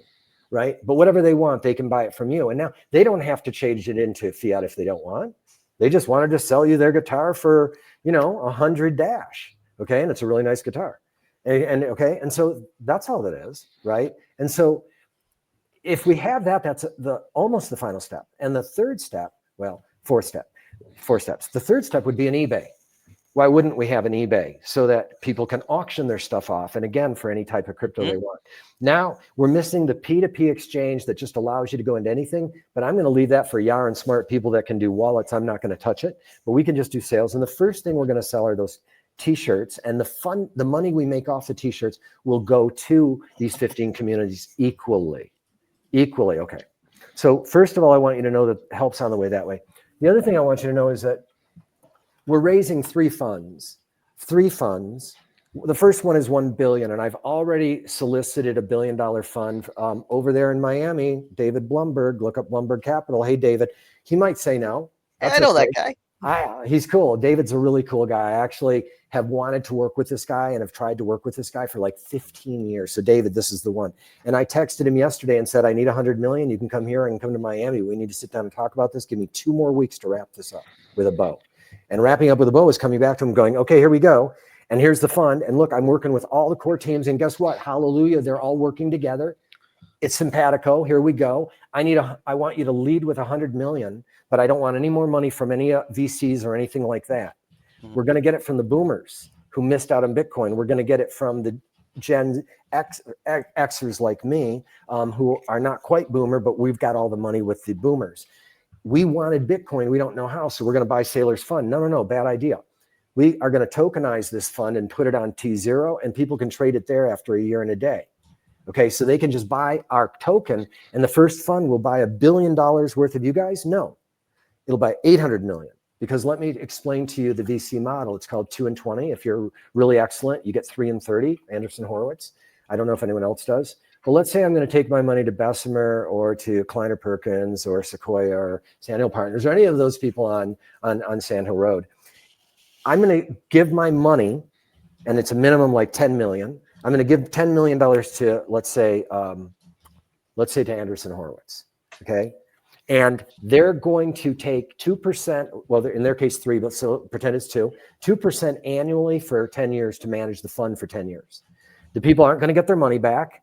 If the widow comes here because the husband died, maybe she can try and sell the shares to another inside investor, but you can't do it without board approval of Sequoia or whoever. Okay. It's not easy. You're locked in for 10 years. And in that 10-year period, they expect a bunch of them to go out of business, even with tons of funding. They're going to expect some of them to get back the money.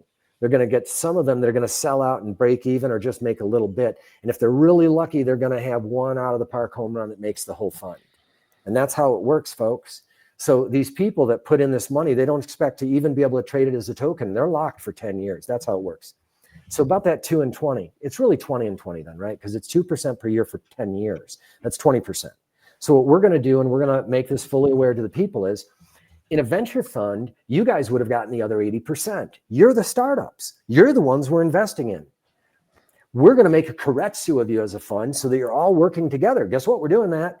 We're going to get you all to work together. And then we're going to fund each of you and make sure that you guys all have the best chance of success, right? That's what a fund does. Well, that's what we're doing. Instead of the 80%, that's going to be invested in your coins and locked for 10 years. That $1 billion can't be sold for 10 years. They can trade a token that represents it on T0, but they cannot touch the fund. They're locked for 10 years, that $1 billion. Okay. The 20% goes to you guys. That's 200 million divided by 15 of you. And that's the first shot. And it comes in and it'll be divided as we get it each month, probably starting, we're hoping January, we'll start raising after January 15th because of holidays. If someone smart, like a David Blumberg, might not be him. I just sent a text, right? But we're friends, okay? Friendly. And if he says yes, that first $100 million would break off 20 million of it.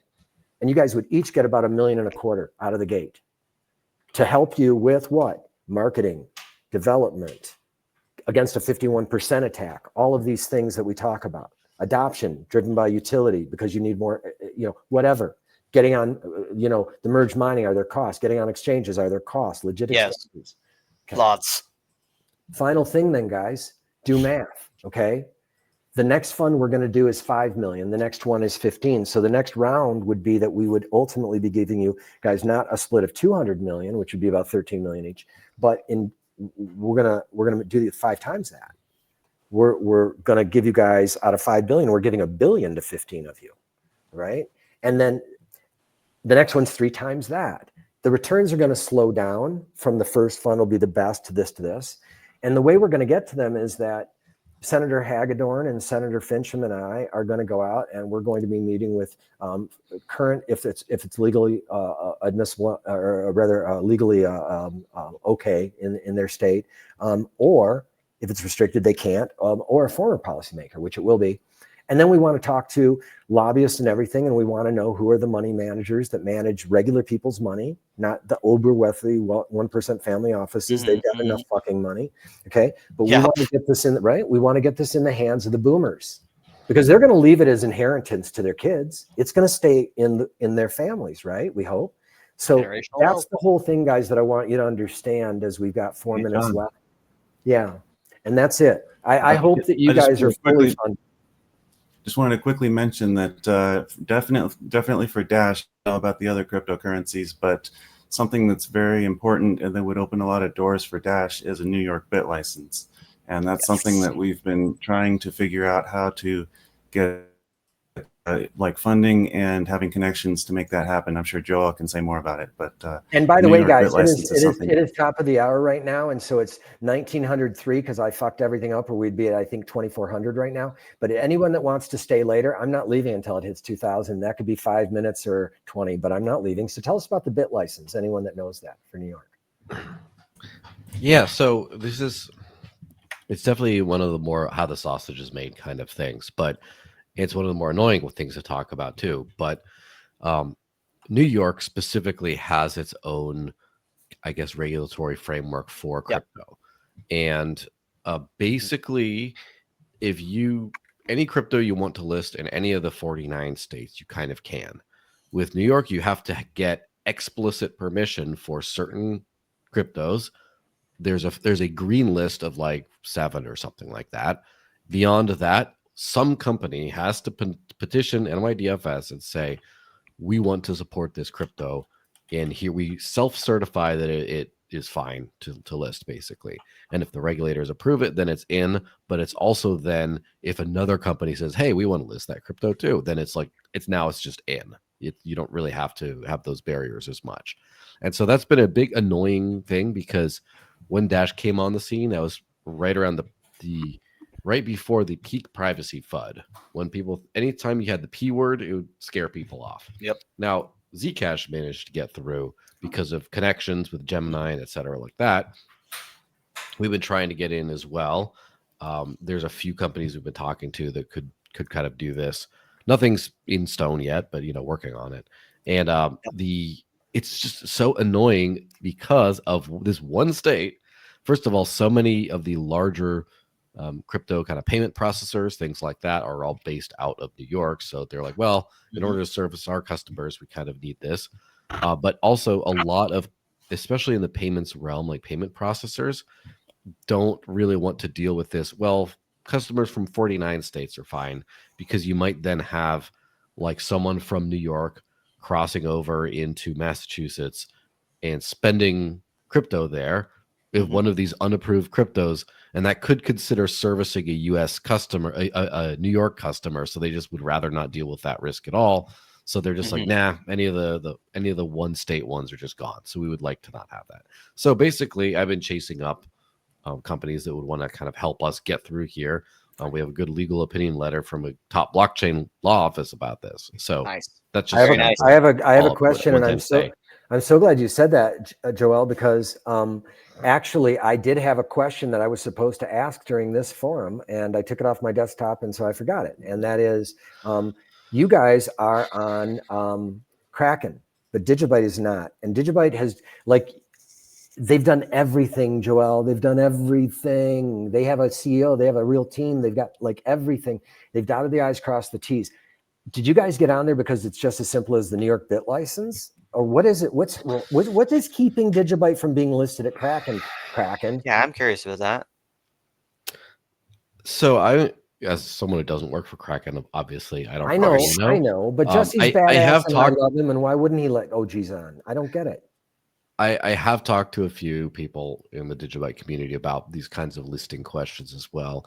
The reality is with centralized exchanges, it's an entirely like black box. And Hmm. so they're basically it's all about like money and revenue, right? Yep. If they think they 100%. can get enough money and revenue, they're going to find a way to list it. If not, they won't. There's a couple of exceptions to that rule. What I found, again, this is just me from experience, Yeah. guessing on a lot of these things, right? But a couple of exceptions to that are, first of all, they will not list whatever asset if it's viewed as regulatorily spicy in some way. Hmm. And that's Is where when like Dash DGB? was Let's answer the question then. Is DGB guys? Are you guys regulatorily spicy? Why would you be? What I makes would you spicy? say not at all. What makes it spicy, Joel? Well, for Dash, it was the talk about privacy that got a few coins to kind of take a step back for a while. Privacy shouldn't be And spicy though. yes, but my point is like this is before the regulations were a little bit clearer, and because Dash was a top 3 coin market cap at one point, and so when you're that far up, you should get everywhere. And some of the blockages to that were the spicy thing. So I don't think Digibyte has that at all. Then on the other side, there's the I would say I don't think Binance.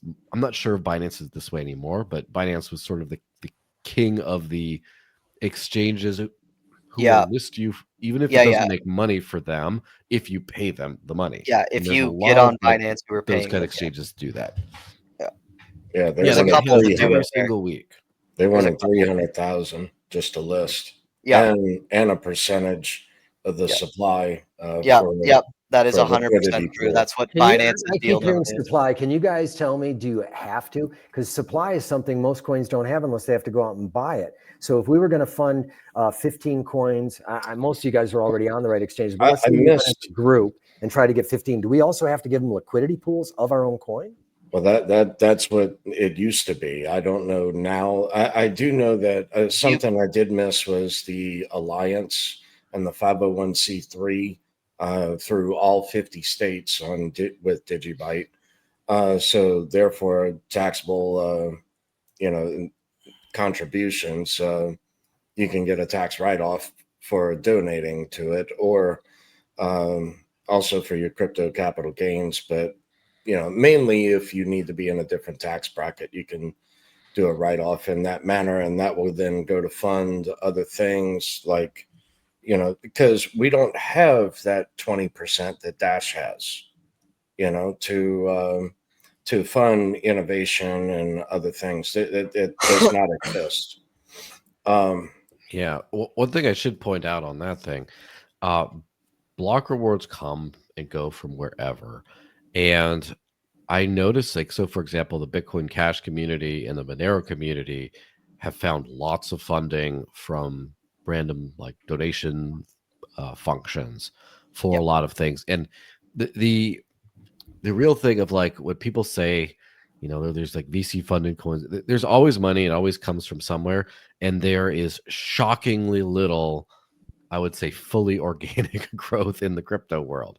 So a lot of times, Shockingly, I yeah. know like I know for a fact that Monero works with PR firms to get favorable and influencers and stuff like that, even though there's no company, there's no Yeah, because it's seen as the block reward black fund, sheep but of the space, essentially. Yes, but someone is finding money to pay for these kinds of things. And that is sort of a thing with like the Bitcoin world. I think that people kind of got spoiled with Bitcoin when they saw that everyone was like, Bitcoin started a movement. And so, Yes, a ton of people 100%. were willing to do tons of work for just something that's like not paid. And But the promise of value and the hope of privacy. Yes, those are the two main things. Yeah. It was almost like the nonprofit donation thing, in that even people who are in other cryptocurrencies were giving lots of lip service to Bitcoin, helping promote Bitcoin because they figured, if Bitcoin wins, then we all get into. So it got a lot of free rider kind of stuff. That 100%. stuff is sort of simmering down now a little bit, and it's becoming a little bit more. But then you have a bunch of funds who are now involved with that and are kind of taking the torch. But anyway, all that to say about these like listings and stuff. So it's kind of that way as well. Like most exchanges want the biggest, if they don't anticipate making any money or very little money, they basically want their technical costs in some way covered as far as integration. And then they want to make sure there's enough liquidity so people can actually trade. And so that's where they want like a market maker or something like that. Yeah, they want like and a I had percentage to, of the token. Yeah. so I have to say that, but it's all very opaque. And a lot of times, the way things are going is like I'm finding these cross-chain DEX protocols are the way of the future. Mhm. The Yeah. Thor chains, the Maya protocols, the chain flips, the near intents, etc.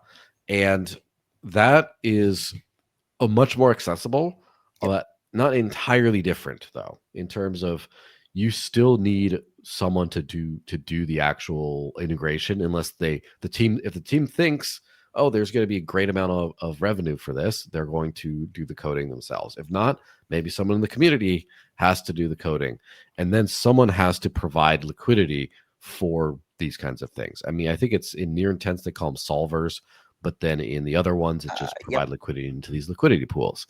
And so you kind of you still need to like get all that together. So the Krakens and stuff of the world are harder because you can't see the target. The target's hidden from you, as far as the company won't tell you what transparently why they will and will not list an asset. So maybe you don't the have a best big way enough to go. following, or you don't have a large enough amount of Right, liquidity but we've pool, or done- you're not willing we've to give done- up enough of your coin itself in order to get it listed. Right, but we've done different polls and different votes and all Right. of this kinds of stuff all over.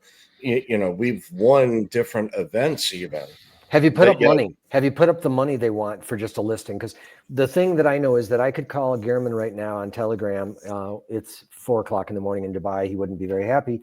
But 2:00, whatever. But Gehrman's company is Coin Liquidity Solutions. And although I do not like that they do wash trading for these things, he is connected to literally everyone. And as far as I know, there's a price to everything. And if I can pay the price. And so again, it comes back to if we get the funding so we can go as a group to these exchanges and say, you've got 4 of the 15 or 8 of the 15 or whatever. We want the others. Give us a group price. What would you do the group? And by the way, our community, it's all the same community. We're growing all these communities and we're going to have 500 million users when we're done. You want them or not? How much?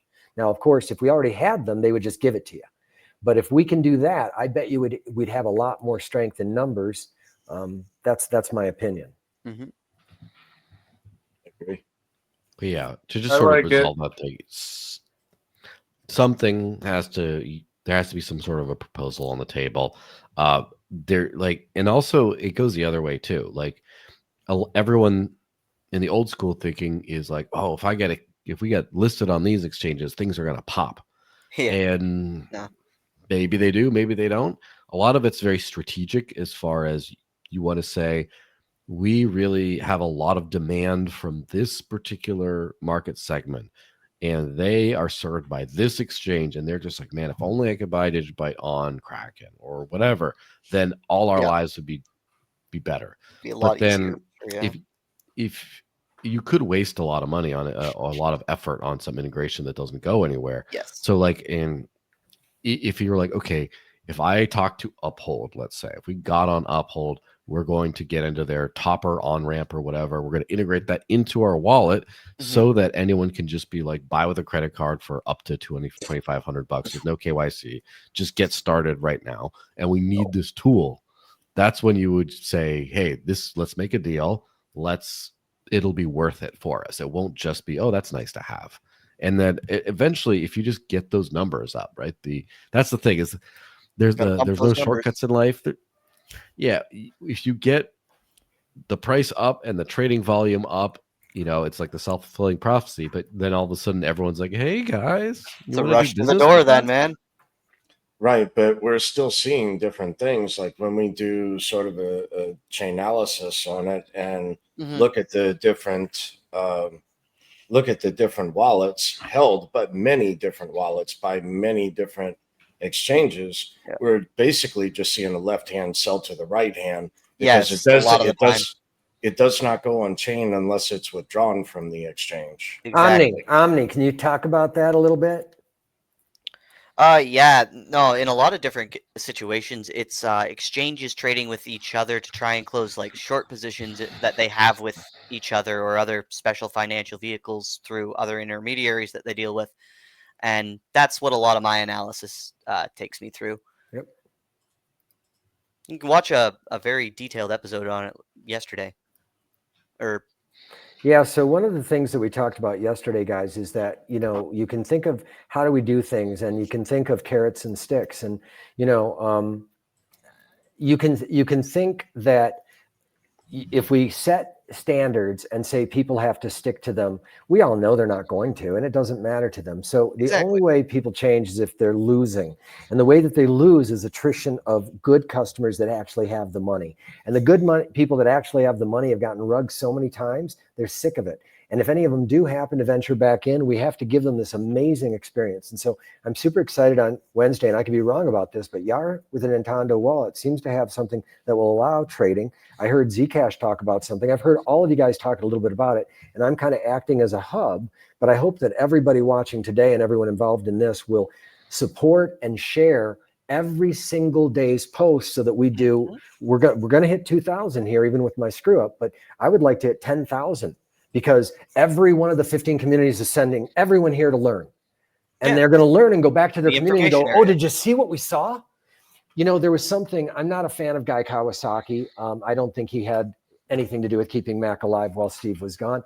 But that said, he did write a book called Rules for Revolutionaries. And one of the things was eat like a bird, poop like an elephant. And the idea is that a bird eats its body weight every day. I don't eat 180 pounds of food every day. That's a lot, but it eats its body weight. So you hear eat like a bird? No. They eat their body weight, right? But if you think of how an elephant would poop everywhere, right? So he's saying eat everything and spread it everywhere, right? Imagine if all of our communities come in here and get more and more involved in our own communities that we love the most.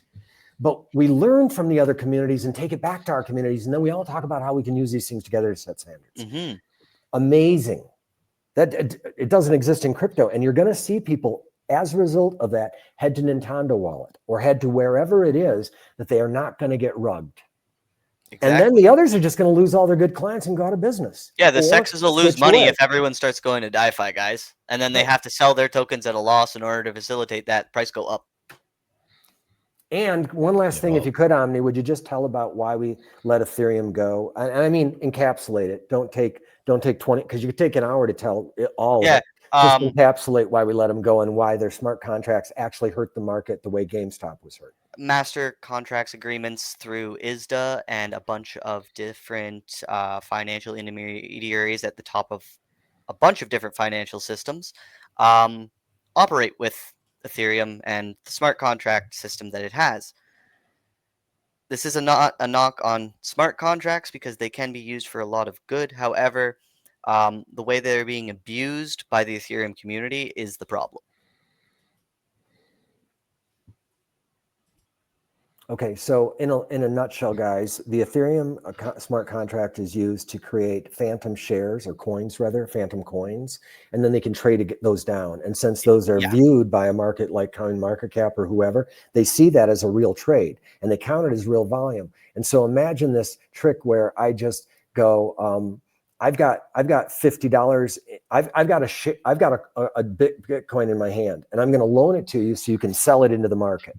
Right. But I don't really have a Bitcoin, but I have a paper phantom Bitcoin on a smart contract that's being traded by the most powerful financial forces you can possibly imagine. That's who's doing this. Yeah. And they destroyed the market in 2021. If you look at Vertcoin and all of these, look at the date and everything just keeps dropping like a knife. Yeah, no. What is the chance you think of that happening just normally and organically? Zero. That was the expensive No, ICO. it's zero. The ICO and Treasury. Yeah, it's zero. Literally zero. Someone or something, whatever it is somehow dropping your token's value, to my understanding of the way that chart looks. Because it's very similar to almost every other highly manipulated coin when you start to look at those charts. Yep. I'd like to look at the 17 too, Omni, if you ever get a chance, because I believe that maybe there was a rug pulled then because everything was just growing too fast for them to control. 17th of what? What year? It's What day? 2017. 2017. Yeah, Yeah, I could. yeah.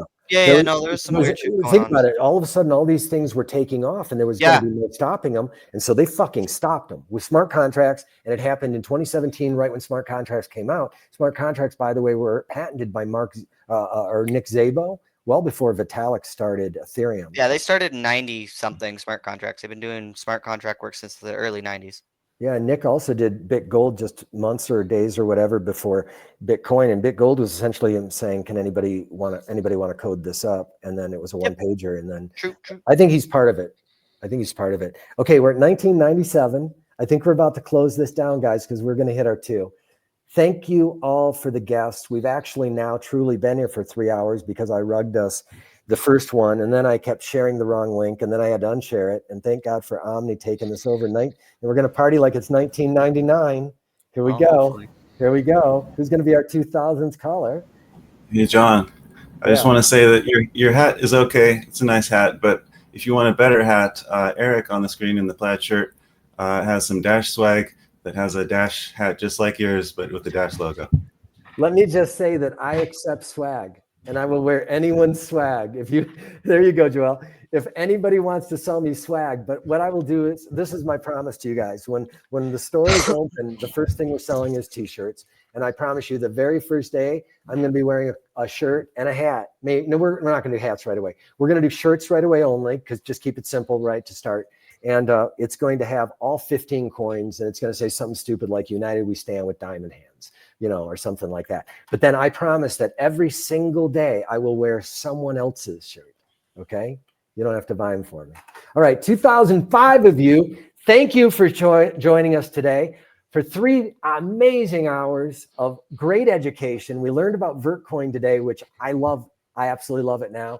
And our community, Digital Gold Foundation, the community of the Digital Gold Foundation, all of you, we're all going to embrace them. I want you to go check out Vertcoin. I just want you to check them out. Just read the history on it. See where you might be able to buy the coin. I don't own any of the coin. I don't own any of the coins that are here. I'm going to own the fund. I'm going to make the 20% on the back end with all my friends. And if we can get 21 billion to go up like just 3 to 10x, I'm thinking 10 because you guys are so underpriced, then my investors, these boomers and Gen Xers, are going to end up making like, I don't know, it's going to go like 21 billion to 21 billion means we get like 4.2 billion. That's my cut for me and my team. My team might have 200 people on it because, we're going to spread the love around. But just know that I'm not pumping or hyping any coins here because, first of all, the fund doesn't open until January. Second of all, I don't own any of your coins. But everybody out there, I don't want you guys to buy my fund. That's for these guys. I've got them pegged. I want you guys to buy them at home, and I want you to buy them with a native wallet.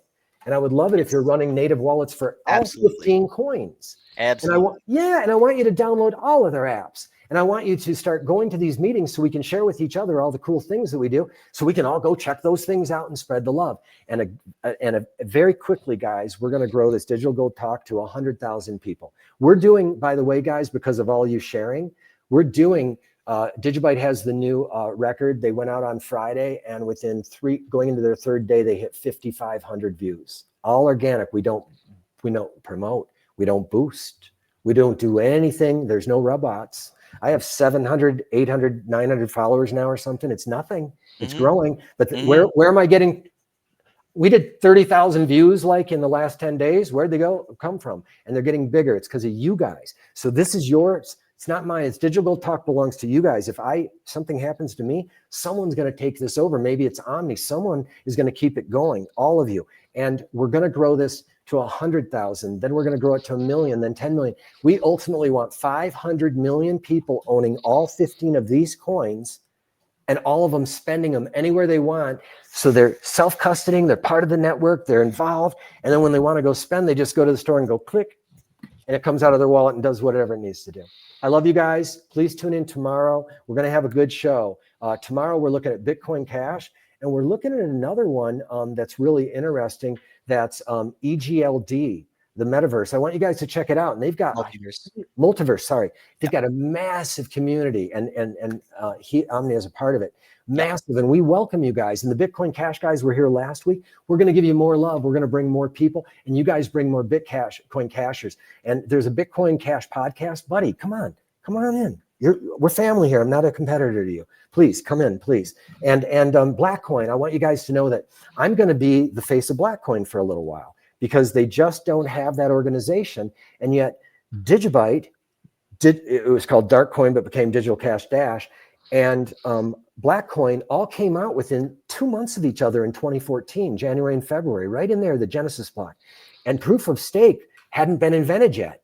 They were the first ones to do it. And Purecoins on Friday was Zcash and Monero. And I believe Pure Chemist and his group actually came up with the concept. So we're going to have the OGs, and we've got Vertcoin now. Wednesday, Bell's Coin, Dogecoin, and Litecoin. Thursday, Ripple, Stellar, Lumens, and Cardano. I want you guys to attend everyone and share them. And I just want to give a shout out to every one of these speakers. You guys blew my mind today. You're so freaking amazing, and you were so patient with me. Stay backstage for a minute. Everybody else, we'll check you guys tomorrow. We'll see you. And now it's going to wind out, and